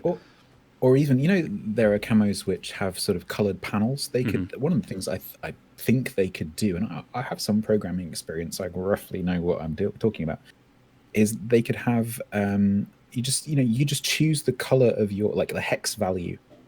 Maybe it's not that simple, but you could have like a choice of 3 or 4 different colors for each panel on the ship, and the textures for that is all preloaded, and so that would give some variety, and you can have some customization to how your ship looks. The other thing which I think would sell really, really well, and that's based on my experience of playing Elite Dangerous before I started playing World of Warships, and that is national flag camos. If every country had a national flag camo that you could get from the Research Bureau, people would grind the hell out of that thing. I know all them BR guys would. Absolutely. All them But of Brazilian course, guys. but of course it's a little unfair because, of course, there are some countries, UK included, we already have a national camo. Yeah. And it's a bit unfair because there are other countries who don't. I'll be honest with you, man. I wouldn't mind having God damn it, I forgot what it's called, but the Scottish, the blue and white Scottish flag. The St. Andrew's cross. Yeah, St. Andrews. There you go. I wouldn't mind having that. That'd look pretty dope. The little white thing, the cross crossing at the top and then going down the sides of the boat. That'd be hilarious. That'd be great. I'm not hilarious, but that'd be great. I mean, the Australian flag. You got the little stars in the front, absolutely. And then the Union Jack in the back, and I mean there's a lot of potential behind that concept, and I know a lot of other things, a lot of other places have nothing but country flags, and they sell like hotcakes. Absolutely. Yeah. So let me tell you about my experience of research bureau. So, because I was kind of when I'm glad. So I campaigned. I was one of the people who was up the front of the campaign to stop the buff thing happening, and I'm really glad that they stopped that. And I went for a more sort of auxiliary content and cosmetics kind of approach. True. Great, but it didn't interest me. I don't really want Colbert. I probably will want Ohio, but I'm not that bothered. And so I was thinking, no, I'm probably not going to do it. I'm not that bothered. But then I thought, no, I probably should, because it's a good opportunity. Because one of the things, doing this, trying to get all my ships above 50%. One of the things I'm realizing is that there are a few lines in the game which I ground quite early on in my career, and I didn't really know what I was doing when I first played them, and probably still don't actually. And particularly cruisers. I'm cruisers is my weakest class. Right. And so I really want to learn how to play them better. And I thought, what better way than to reset some cruiser lines, start again. So that's exactly what I've done. And I have thoroughly enjoyed. So I reset the German cruisers, and the last couple of days I've ground from I played the tier 1. I actually started right at the beginning, played the tier 1, and I've got up to the Nuremberg tier 6. I am absolutely loving it. It's brilliant. And that surprised me. That really genuinely surprised me. So I would encourage you, if you're sitting on the fence at the moment thinking, not really that bothered, try it. Just try it and see what you think. Let's put it this way. It doesn't take long either. Honestly, it doesn't take long. If you've been playing at tier 8, 9, and 10 for the past year or whatever, you have a certain modicum of skill that you've either learned or you've forgotten or whatever. And when you go back to some of these boats, man, I was knocking the hell out of people into Wyoming. I did the British cruisers and the American battleships when I did my resets, and I played the last game I played in the New York was 150K in a New York. And I'm like, everybody's like, this boat sucks, the boat sucks, and I'm like, no, it doesn't. It just you're not having a good game. The boats are very inconsistent, and I will definitely agree with that. But it can be done, and it has been done. And when I go to tier 6, we lose a lot of games at tier 6, but we still get out of that playing the Colorado. 10, 15 games in the Colorado, I was done with it. I free XP'd. Now get this, I free XP'd both of the for the North Carolina, the B hole to the North Carolina, and then we played 75,000 experience on one game. The very next day, I flagged it all up, and I did 100,000 experience in the North Carolina in 5 games, and I was done. See, this is also the thing which, like, you and I remember when we started playing the grind to tier 10. Your first tier 10 ship took forever. Yeah. Like, I didn't get my first tier 10 ship. I think it took me maybe like 18 months, something like that. Although I was playing like across all the ships like this. Right. Yeah, that's kind of I wasn't going all the way up one line, but it took me a long time. And now I'm realizing, going back through it, with all the flags and the camos and the bonuses and the missions and everything else, I got to tier 6 in 6-7 games, something like that. And it's ridiculously easy to get to tier 10 now.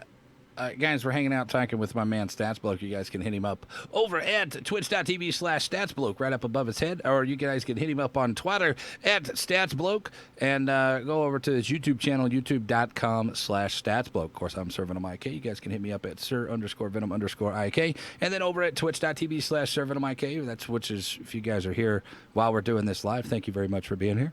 And then if you guys are over on the YouTube, come on over and say hi and watch it. Come watch it live, bros. It's great. I think the game has shifted. The experience gain has shifted from 3 years ago.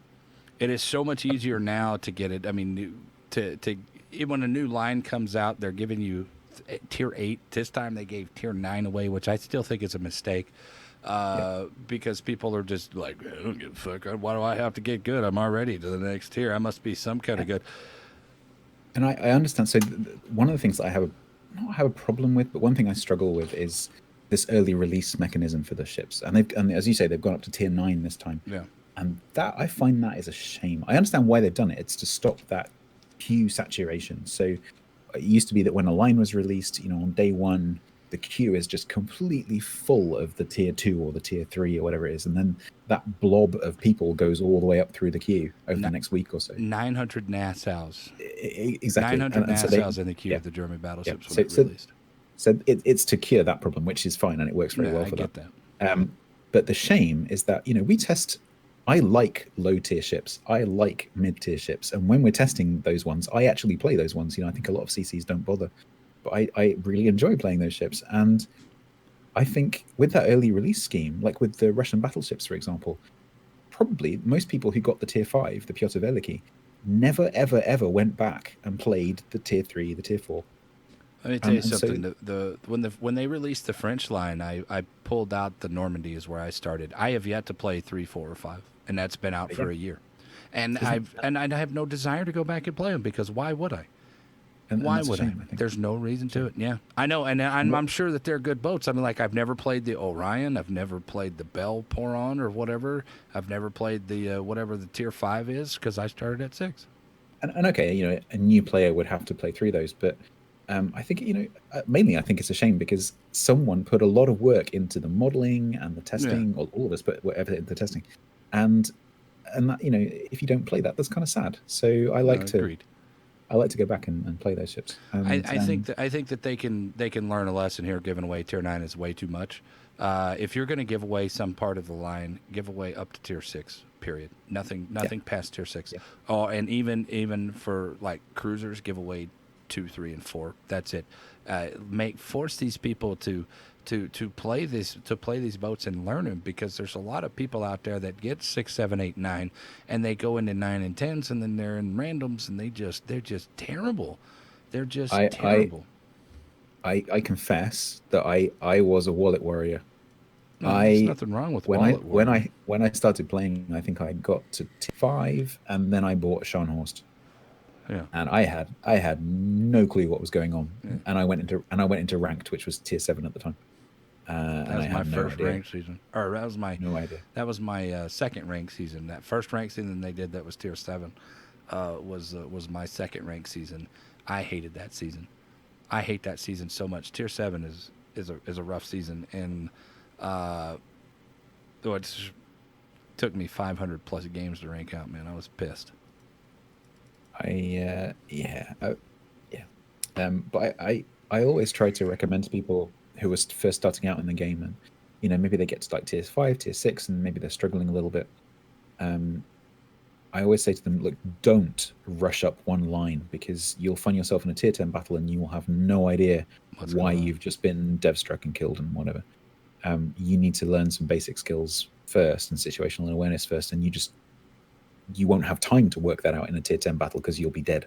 Right. So, I encourage people to play all the different classes at the low, tier 4, tier 5, tier 6, stick around that bracket for a while, play all the different nations, play all the different classes, work out what you like and what you don't like, and learn how to play the game while you're doing that, and then start to progress. Because I've seen Agreed. several players rush straight up one line and get to the tier 10 and just go, oh, okay. Yeah. Yeah, and get frustrated doing that. So, Uh, and this is what I'm trying. This is what I'm trying to emulate with the research bureau is going back and trying to redo that experience yeah. again. I think there's something to be said of like when people come in, hey, I'm a new player. What line should I go up? What's the best ship in the game? I get that question a lot, and I generally tell them there is no best ship in the game.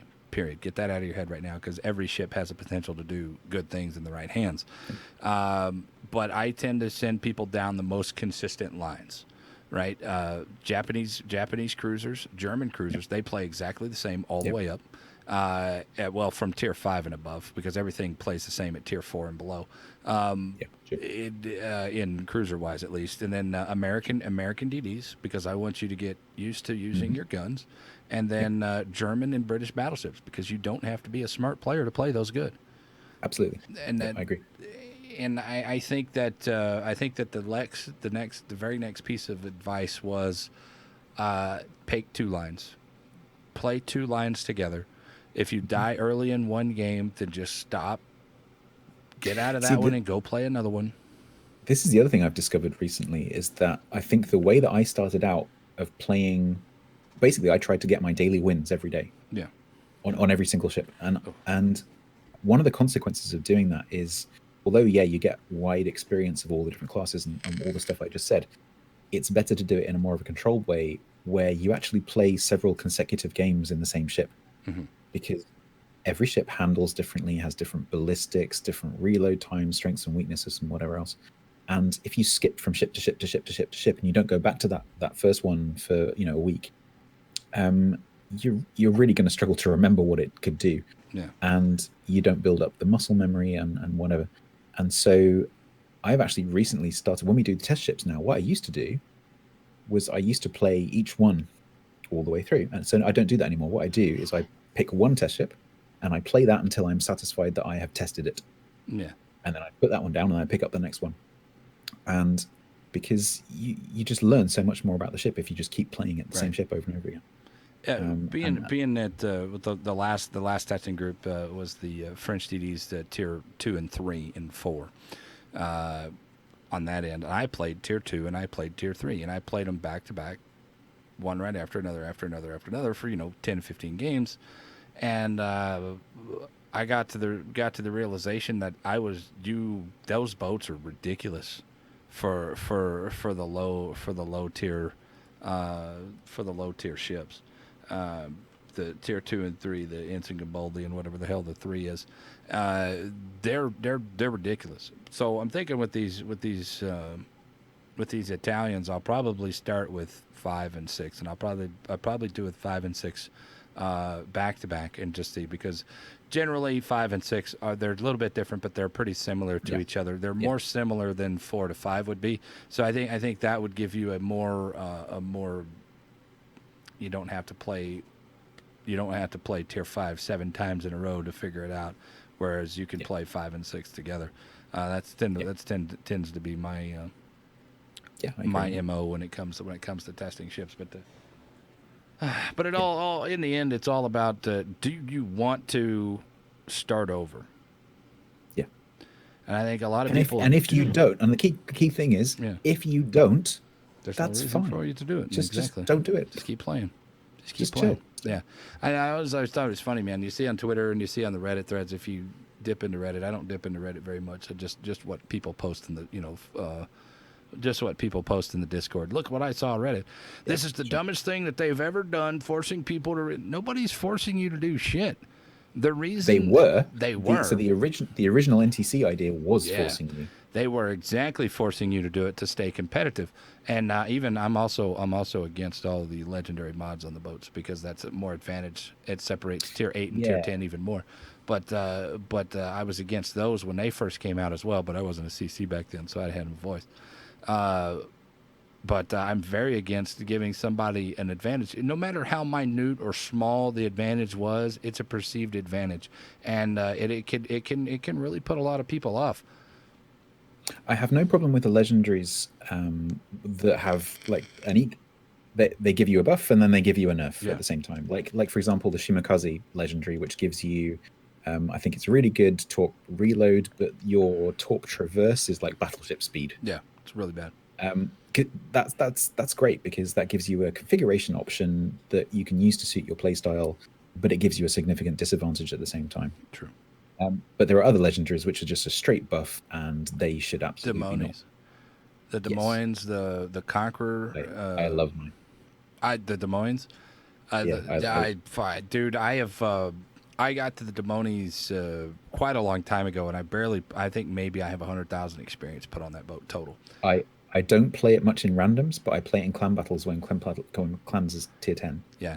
And the tier 10 with the legendary is just amazing. I love it so much. It's great.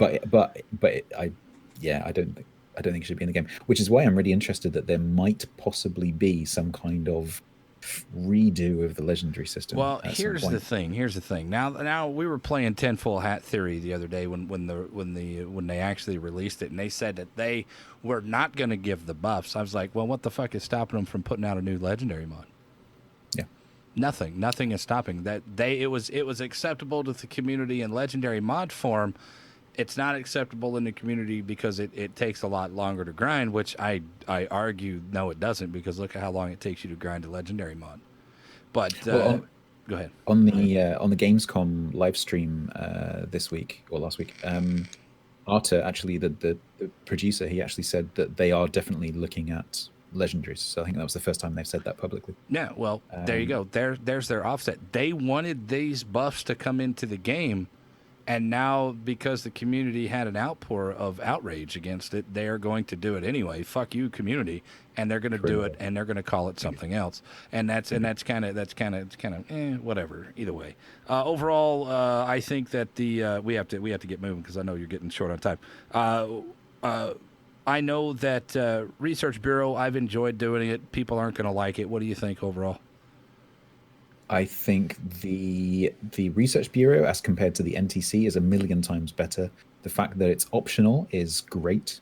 The fact that it gives people like, as you said, you and me, who do have the time and the resources and whatever to do it, or like me, who want to learn how to play a certain line better, is just fantastic. And I applaud Wargaming for listening to the community and for changing direction so suddenly. So yeah, overall, it's pretty positive. I agree, but give me some goddamn custom camos.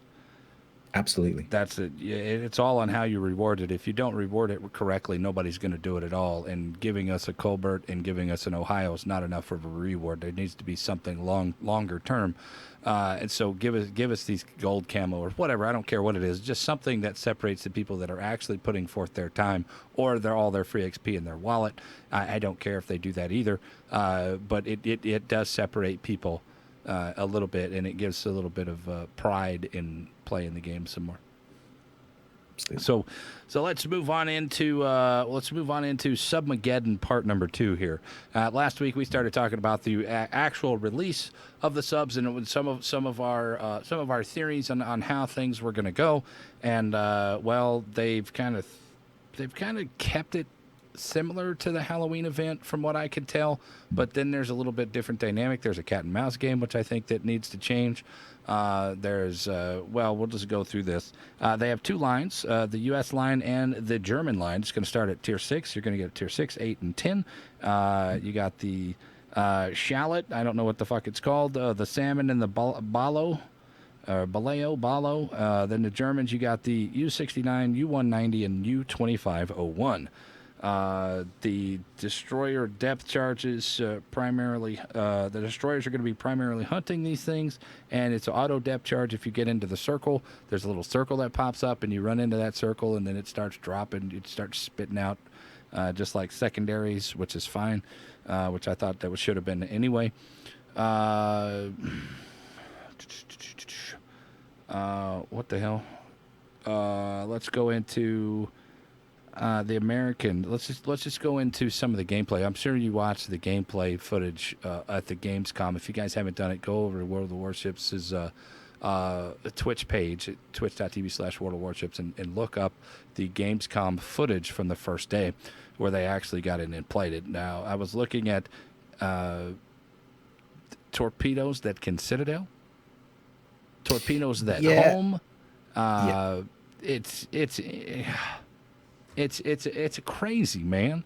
It's crazy. Homing torpedoes. This is very lowest common denominator appealing to, in my opinion. I can see where that's come from. So if you think back to the Halloween campaign or the Halloween operation, right? You think about the number of torpedoes which you had in those ships. So you were firing, maybe 1, maybe 2 forward, maybe 1 to the aft, something like that kind of number. What you're not doing critically is you're not firing spreads of like 15 torpedoes or 10 torpedoes. And so you somewhere in the game mechanics, you have to make these submarines able to do some damage. Otherwise, they're going to get to the end of the game and they're only going to have like 5,000 damage or 10,000 damage. And so they have to be able to influence the game somehow. And that may not be damage. That may be some other way. But the only other way that I can think, or the only 2 ways that I can think they will be able to influence the game are contesting objectives. So they'll be able to cap from underneath, which would be incredibly frustrating. Because I nothing. have information on that, by the way. They Oh, okay, Yeah, they said subs are not going to cap when they're fully submerged. They can only okay, cap during periscope depth and on the surface. okay. That's interesting. Yeah. Right. Okay. So, and the other way would be spotting, which I have a real concern about. Um, Mostly because of the experience of the CV rework and the spotting mechanics in that. But it's occurred to me that the way the spotting mechanics work, and maybe it's something you talked about last week. I didn't see your Right. discussion last week, but um, it occurred to me that you could have potentially, let's say you have a cap and you have a minotaur sitting on the other side of the cap in smoke. I'm in a destroyer. I'm in a sub. I just go straight underneath the cap and I do proc spotting at depth underneath the minotaur. What's to stop me doing that? Well, the the podcast last week was done before Gamescom. Actually, the actual video, so it was all speculation with no concrete evidence. But yeah, I never even thought of that. I So if never you even because thought of that at the moment it's only destroyers that have the depth capability charges, right? to yeah. So, so what that means is that unless the sub comes to periscope depth, cruisers have absolutely nothing, no counter to Yeah, submarines because Hydro until only they run out of goes. oxygen. Yeah, yeah, Yeah, until Hydro they run out. only goes to periscope depth. It doesn't go into Exactly, the deep exactly. dive. So you are invisible until your oxygen runs out, and the oxygen seems to last a fairly long time. Particularly, enough that you could get to your edge of your spotting range, dive down underneath the cap, go underneath the smoking cruiser or destroyer, I suppose, and get it shot to death. And if that cruiser has no destroyer support, they're dead, Uh, and that is a problem. And I think that's something that is going to come out in testing pretty quickly if they haven't addressed it already. I Um, know the American the American submarines are going to have a longer underwater ability, when they come up to the surface, that's longer to reload, and then the Germans have a very short under the water ability, um, and then they have to come back to surface, but it refills very quickly. Uh, I think so I think that there's something that we're missing is how fast are they going to be underwater? They're going full speed on the surface and full speed underwater to make it viable for them to go and do things in the amount of time that their air is going to uh, be there. I mean, yeah. The problem is that it's as we always say, it's an arcade game. It's not a True. simulation, and but you, you reach a point where you're pushing the boundaries of believability, even in an arcade type game. And I think maybe like the French destroyers kind of start to get there with their speed on the surface because they're basically speedboats. Yeah. And I think submarines moving at a ridiculous number of knots underwater, when in reality they'd only be doing, I don't know, 5, 6, 7, 8, 9, 10 knots, Yeah. is one of those things that could possibly be immersion breaking to a certain extent. Hmm. But I think the player base will probably get used to it pretty quickly. I mean, you don't hear anyone since release talking about the French destroyers being unrealistically fast. I haven't heard that comment for a long time, and so yeah, it probably would seem to be realistic, but it's an arcade game. So if that's what it needs in order to make them work as a class, because otherwise you'd have to do things like start the submarines basically in the middle of the map. So you'd have to, because they would be, if they are genuinely doing 5 knots underwater, Mm-hmm. and I don't know how much on the surface, but they're definitely slower than other ships. Start them literally on the edge of the caps and things like that. So you'd have to do some weird things to compensate. And so I think maybe that the speed thing is just the lesser of two evils, unfortunately. And it's the same thing with the torpedo damage and the homing torpedoes and things like Right. that. You've got to give them a way of actually having an impact. But what you've got to remember is that the risk that the submarine has to take in order to get those torpedo strikes is going to be pretty large, Right. because you think about You don't have what you much hit points on these things, and no, CVs are going to be out there, and those rocket planes definitely hurt them. absolutely. So you think you're okay in a non-CV game, that's not going to be the case, but it's going to be very similar to being in a destroyer, and having a smoke, right? So because diving is kind of, in the terms of the meta, diving is the same as popping a smoke screen. So because you can go unspotted. So you're going to have to take the same kind of risks that a destroyer takes in getting up close to a battleship in order to torp it, particularly if your torp range is not that long. I haven't seen the proposed torp ranges. And all the other thing that's important to remember with these kind of tests is pay no attention to the values. Yeah. So it's really important that you don't pay attention to torp ranges, damage, speed, the actual numbers. What's important is the mechanics, because numbers can be changed like immediately, because all they have to do is just go into the database and just change the value. Yeah. But it's the mechanics that's important. So as long as we're happy with the fact that it's single or double torpedoes, the fact that they can home if you use a bit of skill, the fact that the way the spotting mechanics works, everything else to do with the amount of damage and the balancing of that mechanic can be done really easily by comparison. It's changing the mechanic that takes the hard work. And so when you're looking at any proposal like this, just ignore the numbers and just look purely at the mechanics, and I'll be happy with that. Because I've seen so many. It's the same with the CVs. You saw the rocket strikes on the destroyers, right early in the testing, and they haven't changed. Oh my god! Okay, that's a bad example, but you see like, oh, the torpedo did a citadel on the battleship, and blah blah. Yeah, okay, but we can bring that number down. That's absolutely. It's. I think a lot of these stuff, since it is work in progress, it is all subject to change, and they did say that a lot during that cast there. But I think it's very daunting and off-putting that they can bypass torpedo bulge. I have, Yes. Yamato has 60, a 44% torpedo reduction value or 60% torpedo reduction value, and now you're going to take that out of the equation, and you're going to Citadel this guy for, they were hitting like New York's for like 32,000 damage or something like that on these two torpedoes, and I'm like, wow. This is going to be definitely an interesting thing to go in and play against. But one torpedo that citadels you and does, I don't know, pick a number, 30,000 damage. That's the same amount of damage that you would take from a Shimakaze who's got a couple of torps on you if you're in Yamato. And so it's not about the mechanism, it's about the amount of damage that it actually does once this thing is balanced. True. And so as long as the impact that submarine can have on that Yamato is the same as an existing equivalent ship like Shimakaze, for example, it doesn't matter then it's fine, because in terms of the pure logistics of the game, a submarine and a destroyer are extremely similar. They're basically underwater destroyers, right?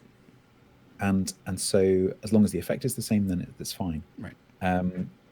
So I have that concern about spotting. I'm not worried about the damage at all. That's not a concern to me, because that's just balanceable really easily. I have that spotting, that proc spotting concern. The other concern I have is because destroyers are the counter. So that's unequivocal at the moment. Only destroyers are going to get the depth charges, although that could change. So the destroyers on the team. So put yourself in the position of a destroyer now. And I play destroyers quite a lot. So your team is going to want you to cap, spot, and smoke things and torp things and whatever. And now they're also going to expect you to go hunting these submarines. Well, let's talk about who, if they're sensible submarines, will be sitting in places like next to a Stalingrad. Yeah. For example. Next to teams. But let's talk about that real quick, because I think that this is a big issue. Only limiting it to destroyers puts a lot more pressure on them to perform. Where you do have to go cap, you have to be aggressive on those caps, or whatever. You have to go do this. You have to go do that. Now you have to go do something else. And I think that them having to go do something else is kind of a mistake for the whole game in general, because now it takes them out of the game. Now you're on this other mini fucking game, and exactly. And this is where I think that if you want to have this mini fucking game, keep it out of fucking randoms. Just put it in its own mode off to the side, which they're gonna do, and but it has no business doing that in this, because what happens if there's 3 subs on each team?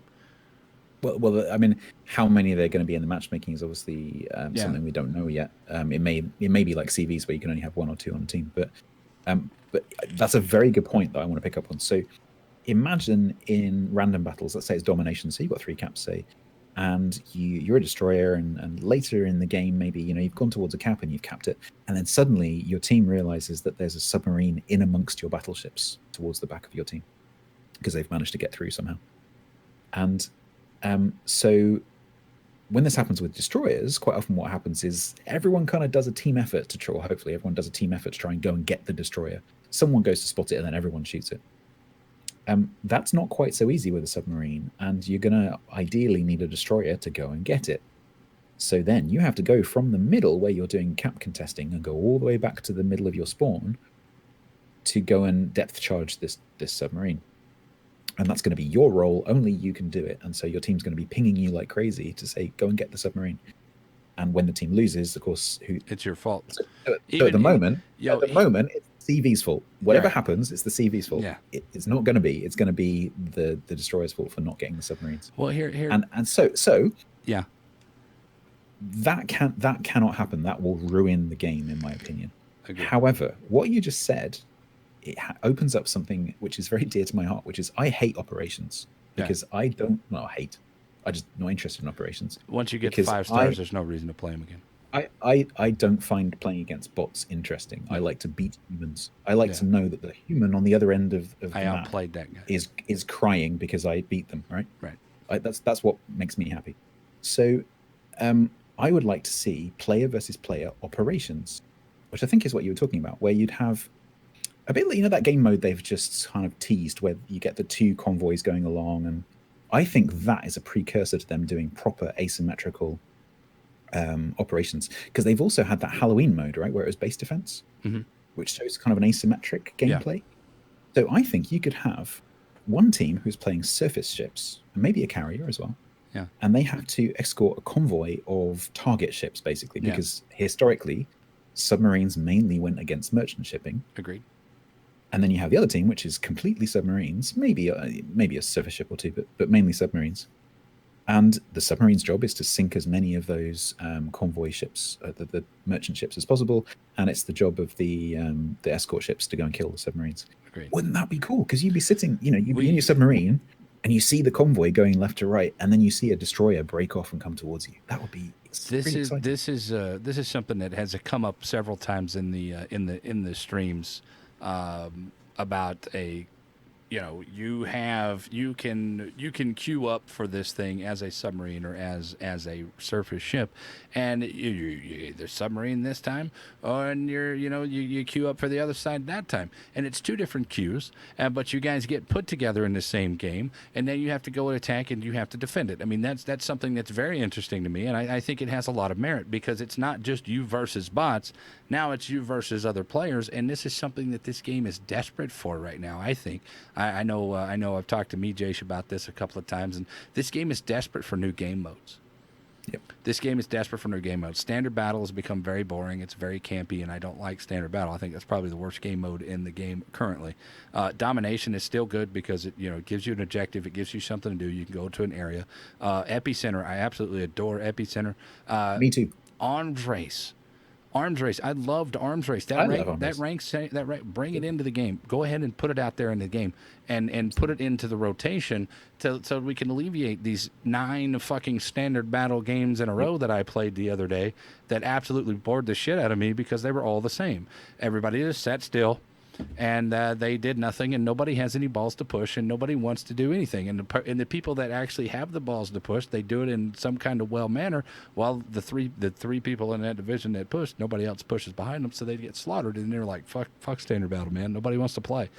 I honestly think that standard battle needs to go by the wayside of Ocean. I think that they need to put it on that very, very, very low end playability. But then put Epicenter on Ocean, and then bring Epicenter and bring Ocean back, because I think Epicenter on Ocean would be fantastic. I think mix it up as much as possible. I think every possible combination of standard battles, domination, 3 cap, 4 cap, arms race, stick it all in the mix, and because variation is a good thing. And I personally, I quite like standard battle. Maybe the meta on EU is a bit more aggressive than it is on NA, but Uh, I for but from in my experience, the EU is very passive for a long time, and then they get pushy.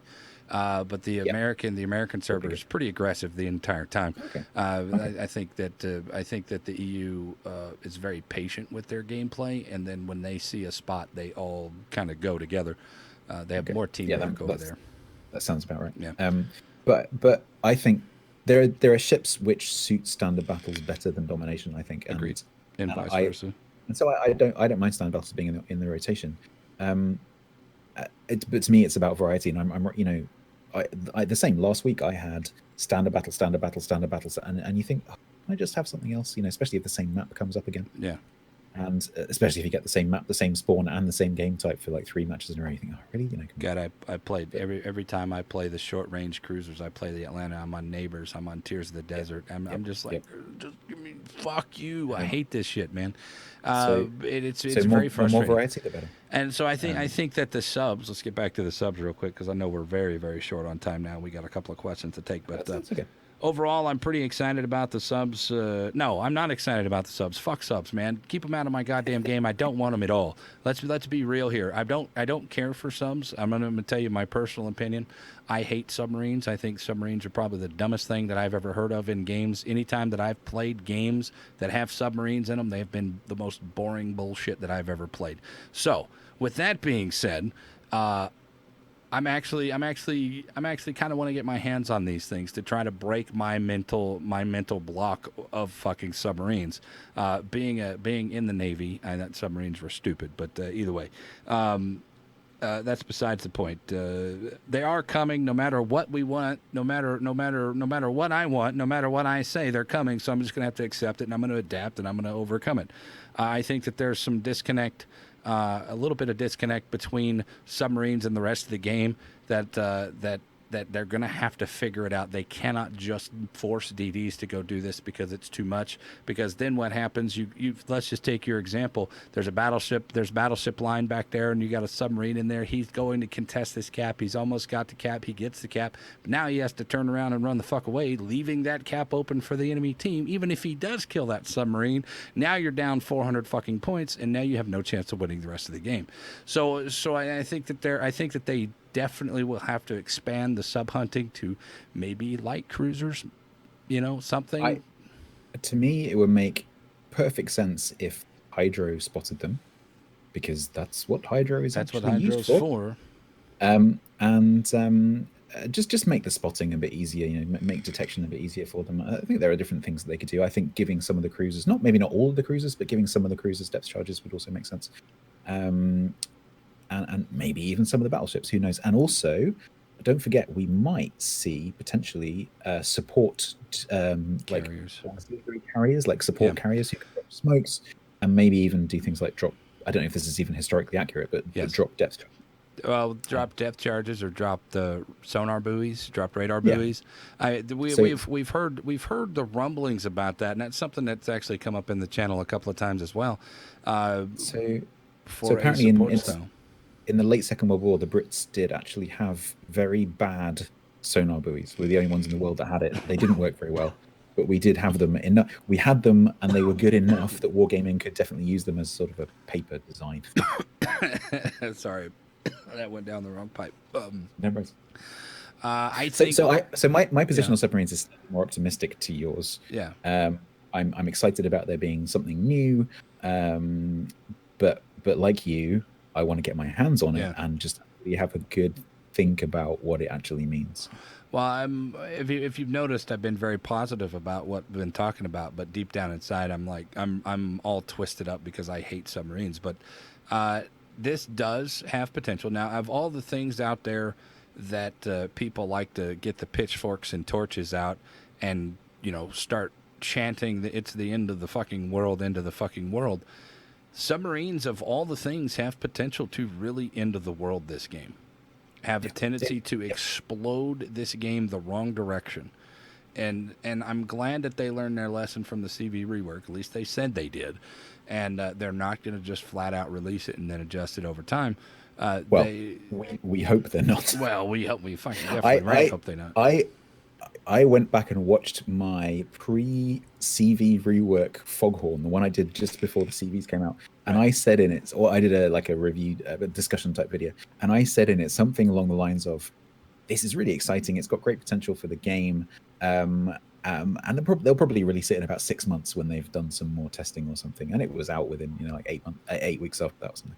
Hmm. And so it sounds very much like they have learned, and they will release it more gradually. But I think I'm really concerned that they've got a date in a calendar somewhere, yeah. and it's hit that It date or has. It nothing. has. Yeah. I Yeah. hope that they don't do that because there's some unrealistic things in there. And I was watching a documentary, and this is kind of off the subject, but it kind of ties into it. I was watching a documentary about Dungeons and Dragons artwork. It's really nice, really beautiful artwork. And they had a new company or a new changeover in leadership, and they would tell their artists, okay, this is going to be the cover. This is going to be the core box set. What I want you to do is I want you to go all out, and I want to use your most expensive colors.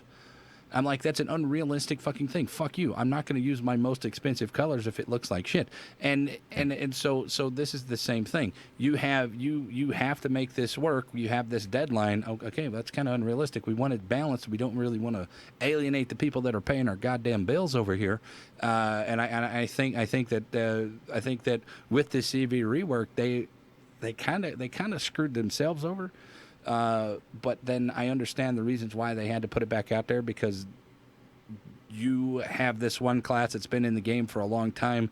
It needs to be back in the game, and it does have a purpose, regardless if anybody says the CVs are out there now, and they're kind of getting back to where they're balanced again, and I'm okay with it. I still kind of upset with the the rocket damage, but other than that, I mean everything they're just kind of meh to me. When I play them, I'm bored off my ass. But that's another story for another time. So I'm hoping that they did learn their lesson with the submarines. They don't rush it. They take their time, like they said they were going to take their time, and they actually look at it.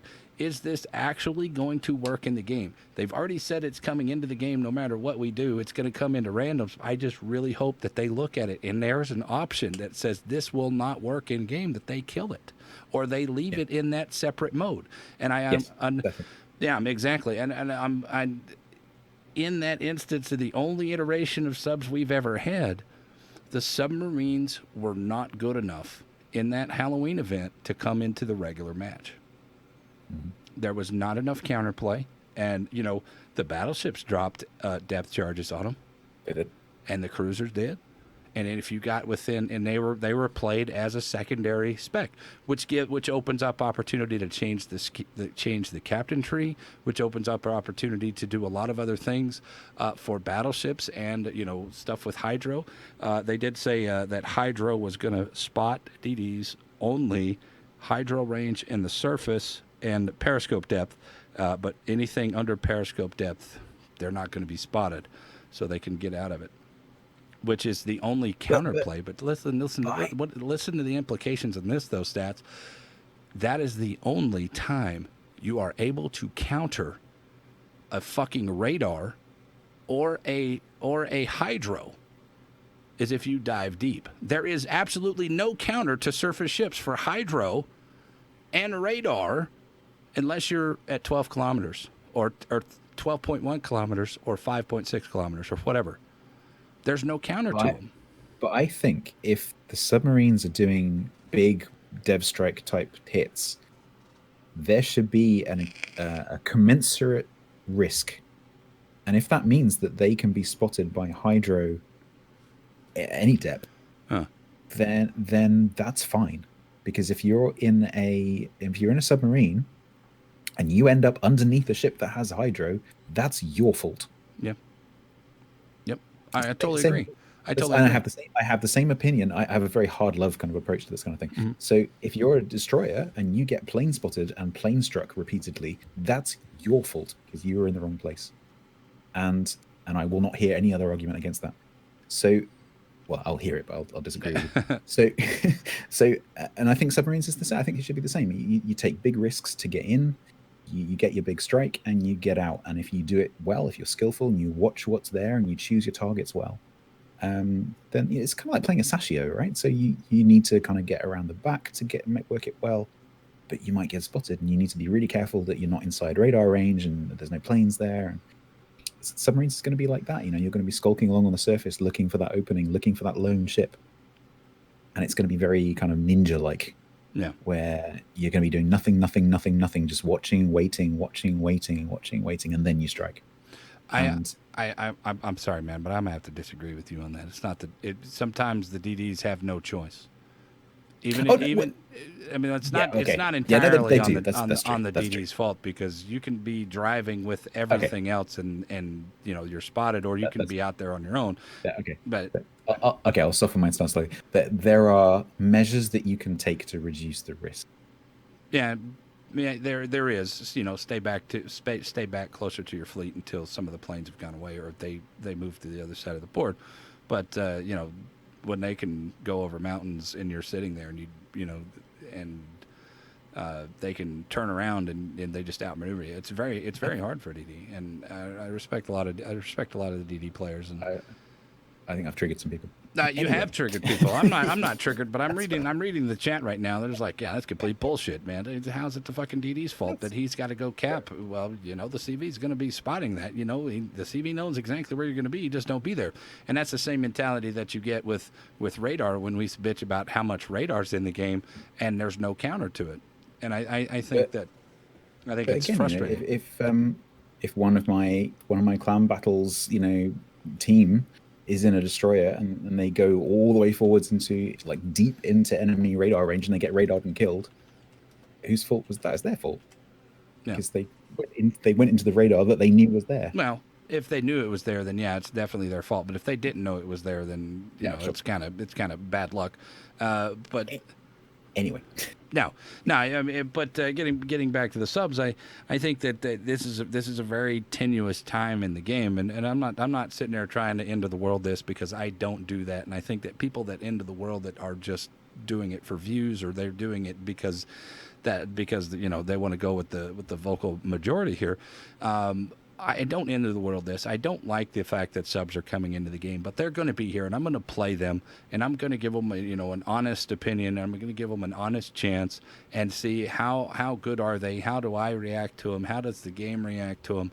And then we have the ability to give feedback, and if I think that it's not good enough for the game, my feedback is going to be keep it in its own separate mode. It's not good enough for the game. It takes too much away from the normal game mode, and you pull yourself right now. From what I've seen, I'm already not happy with it, because it pulls the DDs out of the regular part of the game and puts them in their own little mission over here on the side, and they're vulnerable to everything else while they're trying to do this for their team. So I find it right now it's very off-putting for me. But what are your final thoughts on these, and then we'll move into the short Q&A here. So I'm waiting for two things to be true for these. Obviously, we don't know yet what it's going to be like, but I need two things to be true to get behind it. One is that they're fun to play. Okay. And the other one is that they're fun to play against. That's it. Okay. If those two things are true, I'll be up for it. That's pretty simple. Isn't true, I won't be against it, because if they're not fun to play, no one will play them, and the class will just die. CVs. If they're not fun to play against, everyone will just leave. And I think if they're not fun to play against, I think that a lot of people, you'll see it. Obviously you'll see this big rush to play them at the beginning when they first come out. Like there always is. I got to play the new hotness, and then people will actually start to figure how to play them, how to play against them, and it's going to take things, and it's going to take a good 3 months. I'm going to give it a good 3 months of playing against them, playing as them, playing with them, and to see what kind of impact they're having on the game. And I think that any instant reaction, knee-jerk reaction in the first 3 months is probably wrong.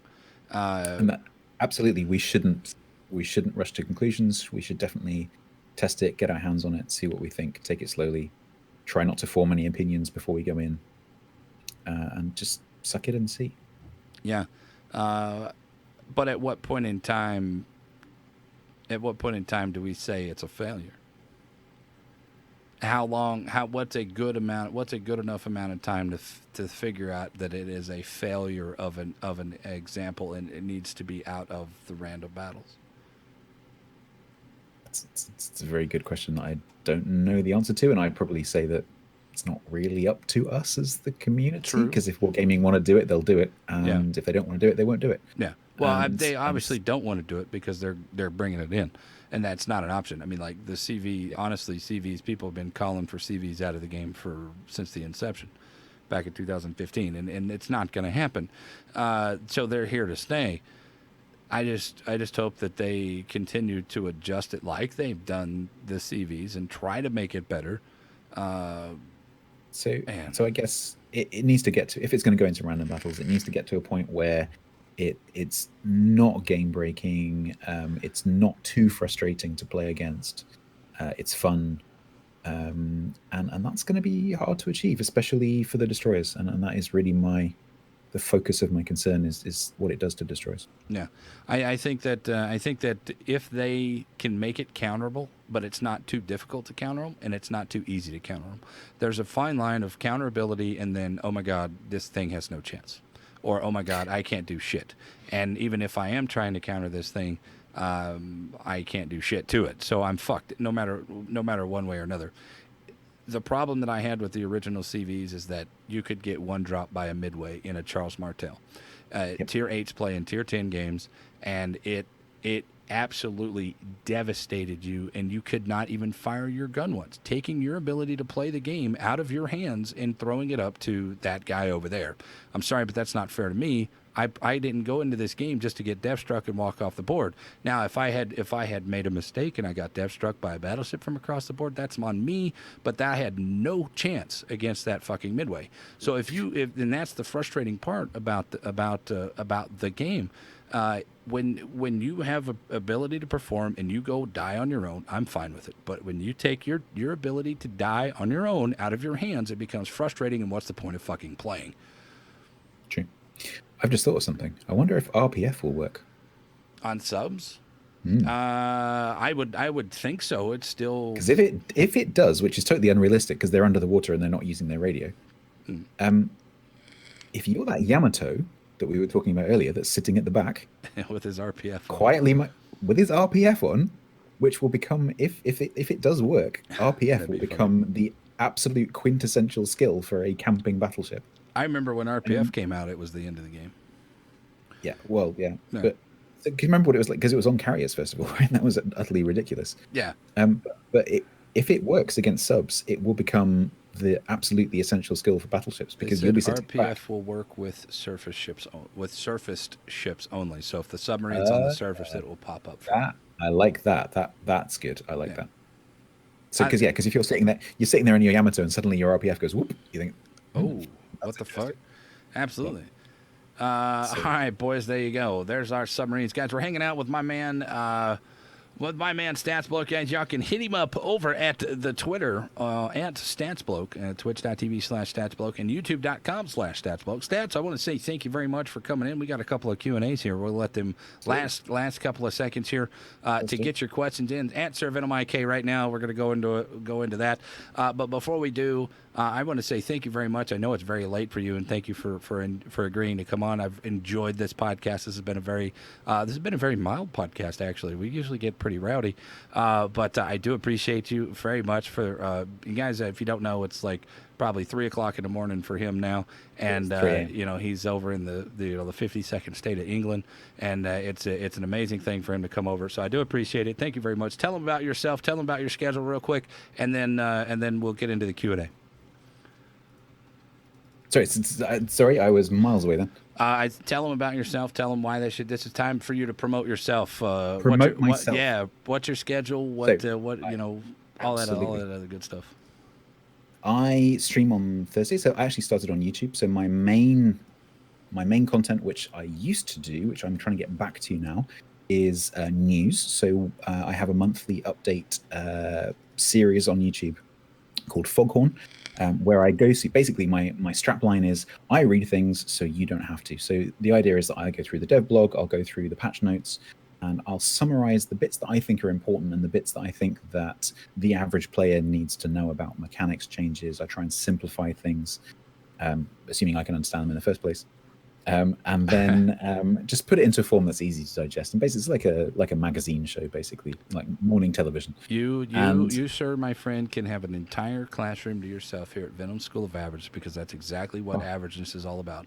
I take in all the information and I regurgitate it out in something that I can understand, and if I can understand it, everybody else can understand it. So I actually props. make Foghorn for two of my clanmates who I know never, ever, ever, ever read any of the news. And so having conversations with them before I was a CC, they say, "Oh, what's this thing about AA changes or whatever?"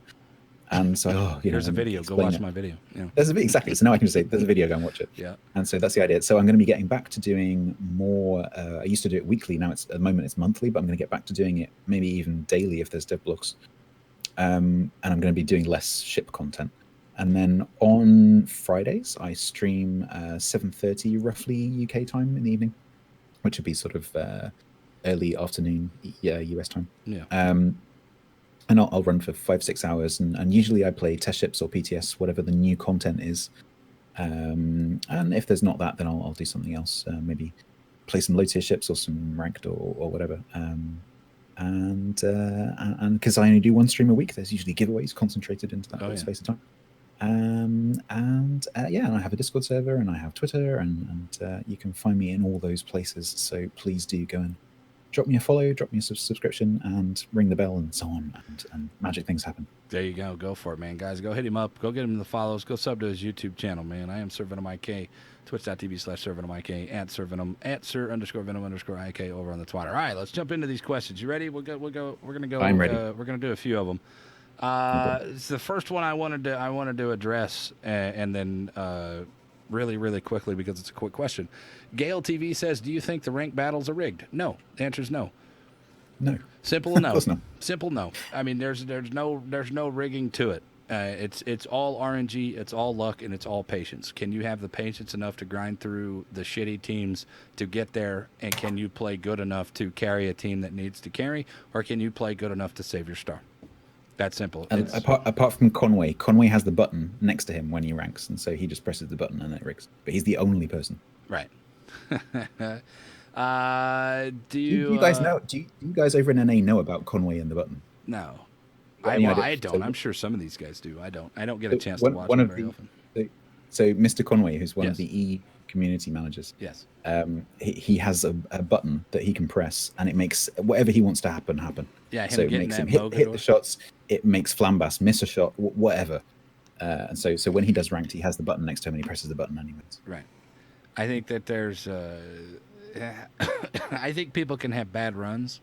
I think that I was watching my man General Thornton. Poor guy, man. Every game that he was on was all orange, red and orange, yellow versus purple. Every game. In the one game that he had purple, they won. And every game was 40 and 50% win rate guys on his team, and it was a fucking struggle. And I felt really bad for him. So I can understand why some people do think it's rigged, but overall it's not. Because I've had those runs. I've also this season ripped off 10 wins in a row at rank 3 and just was done. Beware confirmation bias. If you have a run of bad luck, you're more likely to remember that than a run of good luck. So yeah, just beware confirmation bias. Now, the next question comes in from Icicle Shark. Says, how should Wargaming fix the clearly broke Smolensk?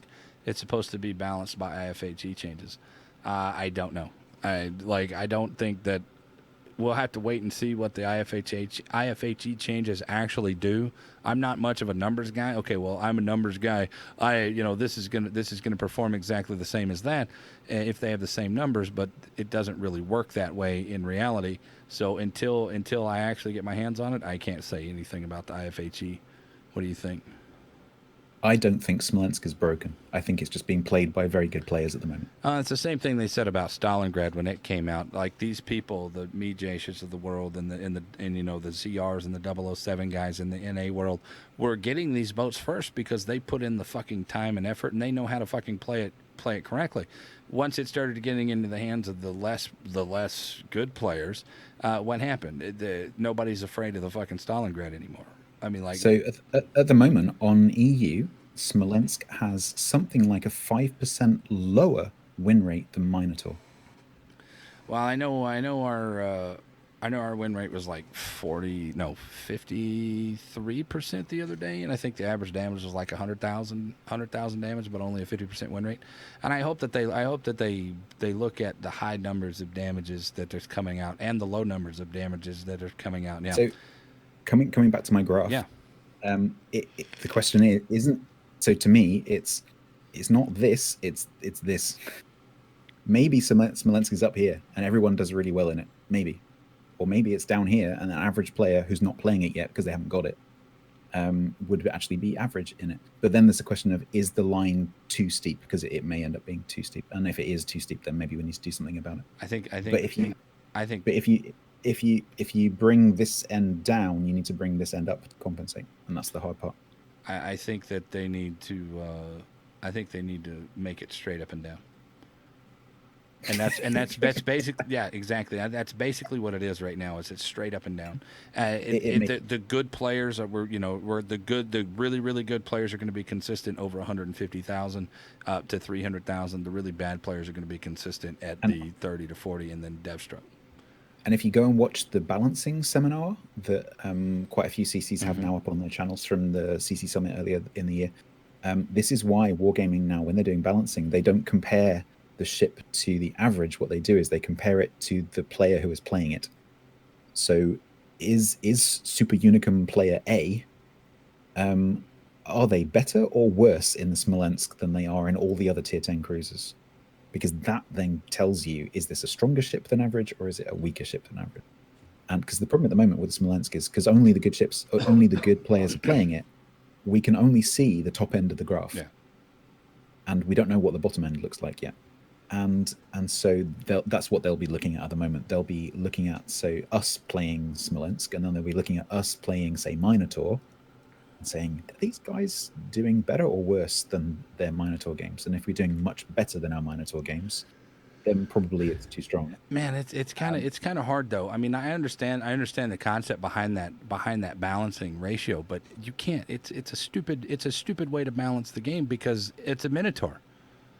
It's not the Smolensk. It's two different play styles. It's two different fucking boats. It's one that has a shitload of HE damage and HE fire chances to something that has none. So how much of that is actual damage, and how much of that is fire damage? So I don't think that those can compare. It doesn't matter. It comes back to our discussion right at the beginning about win rate. It doesn't matter because fire damage is completely repairable, and so unless you're choosing the right targets to burn, not if you're doing 82,000 damage in 3 minutes, you can't repair that shit. But the point is, are you winning doing that, or are you losing doing that? I don't think I see that now. When we get into numbers, man, I only really follow win rate, don't care about the damage. But when it comes to balancing standpoint, I think the damage matters more than the win rate. I disagree completely. Because I can get 300,000 damage in a game, and I can play really, really, really awesome and lose the game. I can do that and lose the game. I can also get 5,000 damage and win the game. But if that happens once, that's irrelevant. If it happens over 1,000 games as a trend, then that's significant. Significant to what? Because if you're getting, if you've got some crazy average damage, but your win rate over 200 games is 45%, then doing that damage is not helping your team win. It's actually helping your team lose. Right? But here's the point. Here's a counter to that. Sometimes I can do that, and my rest of my team on the other side of the fucking board melts, and it's out of my control. So I think I saw. But that's one game. It doesn't matter. It doesn't matter because your teams are random and your teams are generated RNGesusly. Yeah. That win rate should not be a factor in balancing because it doesn't matter. There's some games that doesn't matter if you do 100,000 damage and you have 6 fucking kills, you still lose the goddamn game, and that has nothing to do with you. It has something to do with the rest of your team not being able to fucking sack up and win the game. So I don't agree with win rate being the end all be all here. It has to be damage numbers on that player damage versus win rate. When you're trying to balance when it's all out of your control. I It's completely disagree. literally, it's literally out of your control, dude. I'm telling you right now, dude. We have divisions that we have 9 kills on the team, 11 kills on the team, and we still fucking lose because not one In one game. person. In one game. Mini games, mini games. But I bet you win more than you lose Well, I doing have that. a 62% win rate overall, but that's not the point. The point is it's a flawed system because It's there are those anomalies that pop up, but there's also anomalies where we have. I remember one game or one day we had 7 games in a row where we killed 5 players between our division and we lost. We would kill 6 players in our division and we would lose. We would kill 7 players in our division and we would lose. We had to kill 8 players in one session of days in 10 games in a row. We killed a minimum of 5 players and we lost every one of those games. But those are individual examples and therefore irrelevant. You have to have a big data set. Well, it's not irrelevant. It's not I think it irrelevant is. at all. I think all the numbers, the high end and the low end, are both very relevant. But you have to look at data over time over a large data set. If you take, oh, what's my win rate after playing 5 games? It doesn't matter Yeah, because that's completely random. right. You've got to have a statistically significant number of games, and you're talking a lot of games to have that with one player. Even like 100 isn't enough. I don't know what the number would be, but you can work it out. I've got But 14,000 games. exactly. So over that many games, your overall average win rate is absolutely statistically significant. But if you've got 12 battles in some new ship, that's not statistically No, significant. no, It no. might I give you an agree. indication. I think we If, definitely, if, we if definitely need, we definitely need more information behind the Smolensk, and we need a hell of a lot more games that have been played right now to have even kind of an opinion on and, where it should go and what it should do. But and so that's the problem with us as like some of the first players to get our hands on the ship, trying to work out, is this a strong ship or is it a weak ship? Because we just don't have the information. And the problem is that our, as average to good players, our experience of the ship is going to be, yeah, it's strong. But Wargaming is sitting there looking at the data set of thousands and thousands and thousands of games, hundreds of thousands of games. And they're going to be able to tell way better than we are how the ship is performing, without that kind of emotional individual game experience that we have, which is also important. But you have to look at the base statistics and interpret them. You have to interpret them, but you have to look. base statistics are fine, and I'm all for the base statistics. But I don't, or excuse me, statistics. Let me actually spit out that letter. I think the problem is that in the end, it doesn't matter how good you play. It's all in the rest of the fucking team, and that's what I'm talking about. I'm like, it's very hard for me to accept win rate when a lot of that win rate is out of my control. I could But go in there but and die and win, but and I can go in over there and do a bajillion and lose, and it but and over it does work out. if that were true, you sitting there with 16,000 battles would have a 50% win rate. Nah, fair enough. It is absolutely on you. No, If I your not if your win always. rate, not in individual games, absolutely not There, in there, individual games. there is games, but the more consistent that you are playing these games, the better your win rate gets. So you kind of skew numbers, right? The numbers start going up to 10% or whatever. But what the base is what I'm saying is very valid. When there's a lot of things that are out of your control in a large number of games, I have 14,000 games. I haven't won all of them. I've got a 62% win rate. There's And 40 there's and that 48% that are out of that could possibly have yeah. been out of my control, and So those wins could have been out of my control too. so if you had 100% win rate, that would mean that only you matter and no one else matters.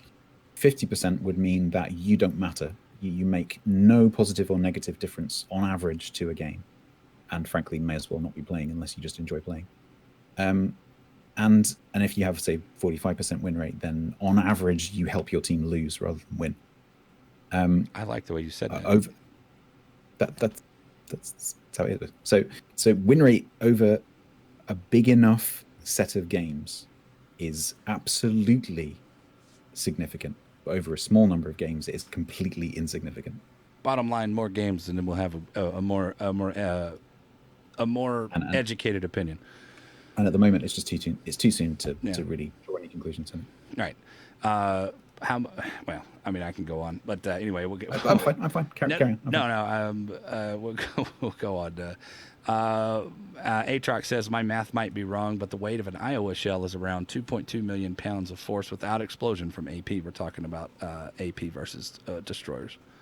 There's some amazing. I can't remember which ship it was now. There's some amazing pictures on Wikipedia of like test impact circle, like armor plates where they've tested these shells against them, and they've got like the shell that hit it next to it all like shattered, and the armor plate with like a dent in it or a hole in it, and you know, this armor is thick. This is not thin pieces of metal, and the energies involved to like crack metal and bend metal and melt metal in those ways is just unbelievable. Unimaginable. Well, I mean, they could Yeah. imagine it, but Probably scary. yeah, Probably well, scary. fuck yeah. I can't imagine being on board a ship that is being shot at must be terrifying. Absolutely terrifying. Yeah.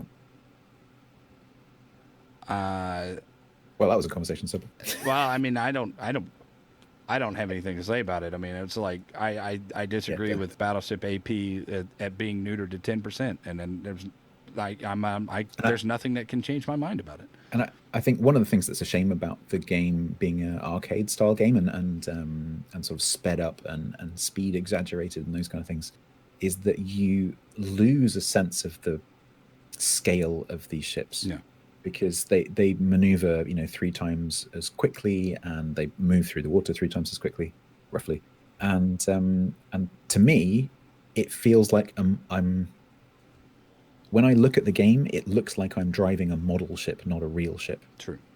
And that's because of that speed exaggeration. If the game had real ship velocities and real scales in terms of how far you're shooting, it would seem a lot more realistic, but it would also be really boring. Yeah.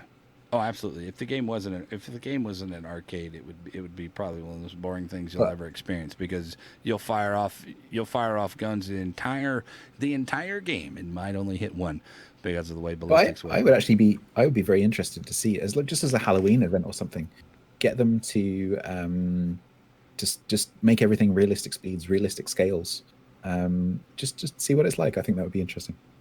It would be interesting, but a very short-lived one, because people are like, Yeah, oh my God, we're all like, playing. That's unplayable. We're all playing the goddamn Colorado. You want to know how real thing was? Play the goddamn Colorado for a week straight. The other thing I'd like to see in the game is the curvature of the Earth. I would also like to see that. That would be very interesting. Yeah. I try to play my ships up to 52% win rate, and going back to the ships I struggled with for whatever reason because I'm a noob and I have leveled through them. We're talking about getting all of your ships up to at least 50% or more. Yeah, it's a good thing. It's a good aim to do. When I heard that idea about getting all your ships above 50, it's like, oh, that's a great idea. That's a great idea. But I don't want to go back and play those ones that I struggled with. Well, this is it. I look at some of them, I think, oh, I really don't want to play that ship. But I've set myself this challenge now, and I'm determined to do it. Yeah. You know what I find interesting? I have some pretty good win rates in all the German battleships, but I can't force myself to play those. I have good win rates in them apart from the Kurfürst, which is awful in terms of my win rate. Right. And so the problem is, in a lot of the ships that I have a sub 50% win rate, I don't have many games. And so it's probably that I'm okay in the ship. It's just that I haven't played enough games for it to actually show in my win rate. To jump up and down. Going back to our previous topic. And so, but the problem is in the Kurfürst and the Conqueror that I have terrible win rates in. I actually have quite a lot of games.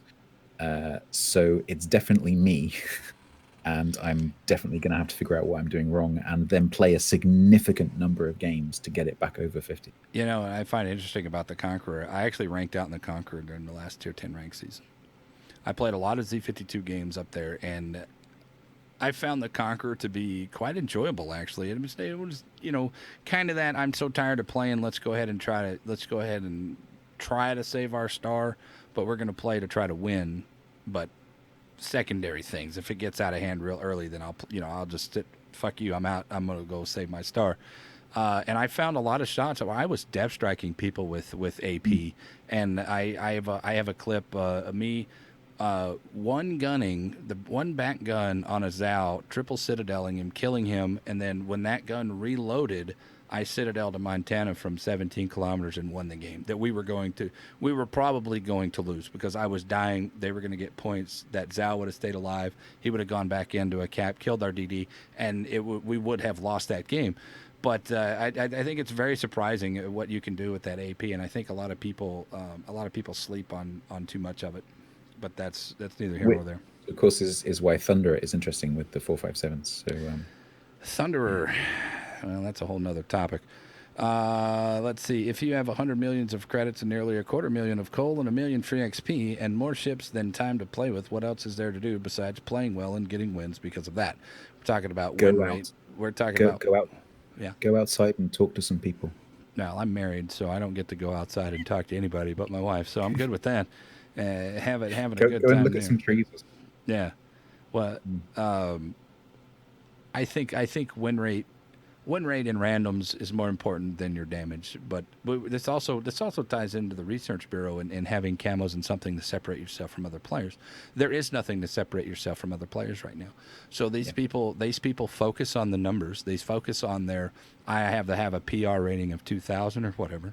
I have to have these. I have to be better than everybody else, and I have to tell everybody that I'm better than everybody else. Then and that breeds arrogance, and that breeds a toxic society, and that breeds a toxic mentality behind the community. So if they take that away, or they give them something to strive for, Yes, this look at what I have done. I have done this. You have not, and I don't have to say a fucking word because it's already on the ship. And I think that is more important than what your fucking numbers are. And if you're a goddamn super purple unicorn, I don't give two shits. I want to fucking win the game because I've lost more games with super purple unicorn players than I have for those 50% win rate guys. Can't disagree with that. I think the reason that stat shaming exists is exactly that. It's because humans naturally want to prove themselves better than other humans, and especially men. I mean, it's normal. It's normal human nature. I understand that. And so, yeah, if you give them something that they can stick on their ship that says, "Look, I'm better than you," then you're right. It would give them something else to focus on. And I think that's a good thing. Let's see. The Smolensk seems like it has the Russian biased armor because it's paper and it's squishy, but in practice it does not seem to take much damage. I have been very lucky. I've only been knocked off the board one time because none of my DDs went into a cap, and I got myself knocked the fuck out. So I played bad. It was on me for going in there, and I still got 50,000 damage very quickly. Before, which ship was that? The Smolensk. Smolensk, okay. Yeah. But I have been dev struck during the testing phases. I've been dev struck. I did 100,000 damage my first game when it first got it, 150,000 damage the second game, and then I did 30,000 damage and got dev struck off the board because I made a mistake. Because I was in a place that I shouldn't have been, and I knew better. But it's I don't think it's Russian biased at all. You're very unlikely to have an average game in a Smolensk. You're either going to be right up there or you're going to be dead. You know what? I agree with that. I definitely agree with that. You're either going to get all the damages or you're going to get no damages. This is kind of the feeling that I have with the Amagi and its fucking messed up dispersion. Where every other game I was making every other game the dispersion was good, and in that off game it was just it was either 140,000 or 40,000 damage for me, and that's it. There was no 70,000. There was no 80,000. There was no 90,000. It was 120 plus or 40 and below. That's it. And it was very weird for me. So I think that the Smolensk and the Colbert together are going to be exactly the same. You're either going to get all of it or you're going to get dick. I agree. Or you're going to get dicked on. I don't know. What is the best ship line in the game? Hey, you're not from around here, are you? I don't know where Killmeister. I don't know what the fuck that question is. What's the best ship in the game? That's a stupid question because there is no best ship in the game. It's all on how you play. My favorite ship is the Atlanta. People hate that boat.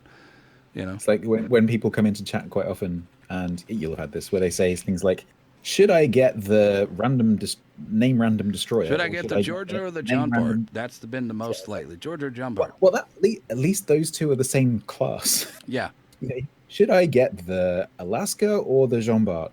I don't know. Do you like cruisers? Do you like battleship? What do you like Yeah. playing? What are you Exactly. good in? What are you? There's So, there's really no good answer. It's like, okay, well, how do you want to play, buddy? And I think a lot of players that come in and they do that, they're just wanting somebody to tell them, just get this boat. I think that's what they're wanting. They have the money to spend, or they have the shit to spend. They just don't want to make the yeah. decision. So you make it for them. And I say, get the John Bart, get the Georgia. Eh, So if you're watching this and you're trying to choose between two ships, don't ask which one should I get. Say things like, out of these two, which one would suit this kind of player? Or out of these two, which one do you think is the stronger compared now to wait the a second. other ships of the same classness? That's assuming that player knows how he's Yeah. what And, kind of play style he enjoys. and if they do, they probably wouldn't be asking that If they question. do, So that's exactly, absolutely yeah. true. But no, So when I get frustrated with that question, I tend to just say, "Oh, just get John Bart." Dude, I tell everybody John Bart first when they come into cold because it's just more dynamic and it can do whichever more one things. is my favorite answer, you'll get. Yeah. I usually say John Bart over Georgia, hands down. But right now in the hierarchy of the coal ships, it's John Bart then the Smolensk, in my opinion here. LaFluffy Sniper Ducko says, in my honest opinion, Americans should be more accurate torpedoes because torpedo data computer made American subs a lot more accurate compared to other navies. I how do you make it how do you make a fucking torpedo accurate when they're 100% avoidable? Yeah, you could make them homing torpedoes. Well, guess what? That's what they got coming in. So there you go. You're welcome. We answered your question and we served the purpose. Sub cap in matchmaking, a cap on how many subs are in the game. What do you think? Cap on how many subs? Two, Ooh, that's tough. one. Two. I think they're going to be probably one or two. Yeah. I think Yeah. two. I think they'll start out some I stupid number like bet three or four, I and bet what then they'll turn do it is back. they'll implement exactly the same as carriers. So it'll be a soft cap of 3 and then 2 and then 1. Yeah, I think that's fair for now, and then they can limit it later. In my opinion, Wargaming needs to pre-plan quickly implementable changes regarding of subs and counterplay that they can deploy for a variety of potentialities. That's not cost effective. They will probably be wondering what are the problems that we're going to run up against, and if those happen, how are we going to solve them? But assuming that they use something like agile project management, which they probably do, then the things which they think are more likely to happen are the things which they'll put more effort into upfront, and then if the things they think that are less likely to happen, they're the things that won't have had as much thought applied. And so they'll definitely have kind of a plan for how to deal with those kind of problems that they're expecting to happen versus the stuff they don't expect to happen. There you go. And the last question that we have here on the list is, what is your background of? That comes from C.A. Trucks. Well, that's a broad question. The background that you're sitting in front of. Oh, literally the background. Yeah, literally the background. Yeah. This is Churchill's War Rooms. So this was where I think the latter, I don't know too much of the history. Guys, if y'all watch Doctor Who, this is where Matt Smith found the Dalek in that episode of the first season, I believe. Matt Smith, he went up and met Churchill. This is the war room that you saw. Yeah. So this is where the latter part of World War II was controlled from. Yeah. Well, at least the UK forces. Anyway. Yeah. It was awesome. Well, that's it. That's all we got, man. Stats. I know I brought you over a little bit of time, and I apologize for that. But thank you very much for coming out, man. If you got anything else to say for them, go ahead and say it now, because we're gonna. Complete pleasure to be here. That was very enjoyable. No problem about going over time. Don't worry at all. Okay. And if you enjoyed it, great, man, some great. If Great you'd questions. be willing to come back again in the future, we'll hit you up. Just let me know, or I'll let you know when I have a spot open if you're willing.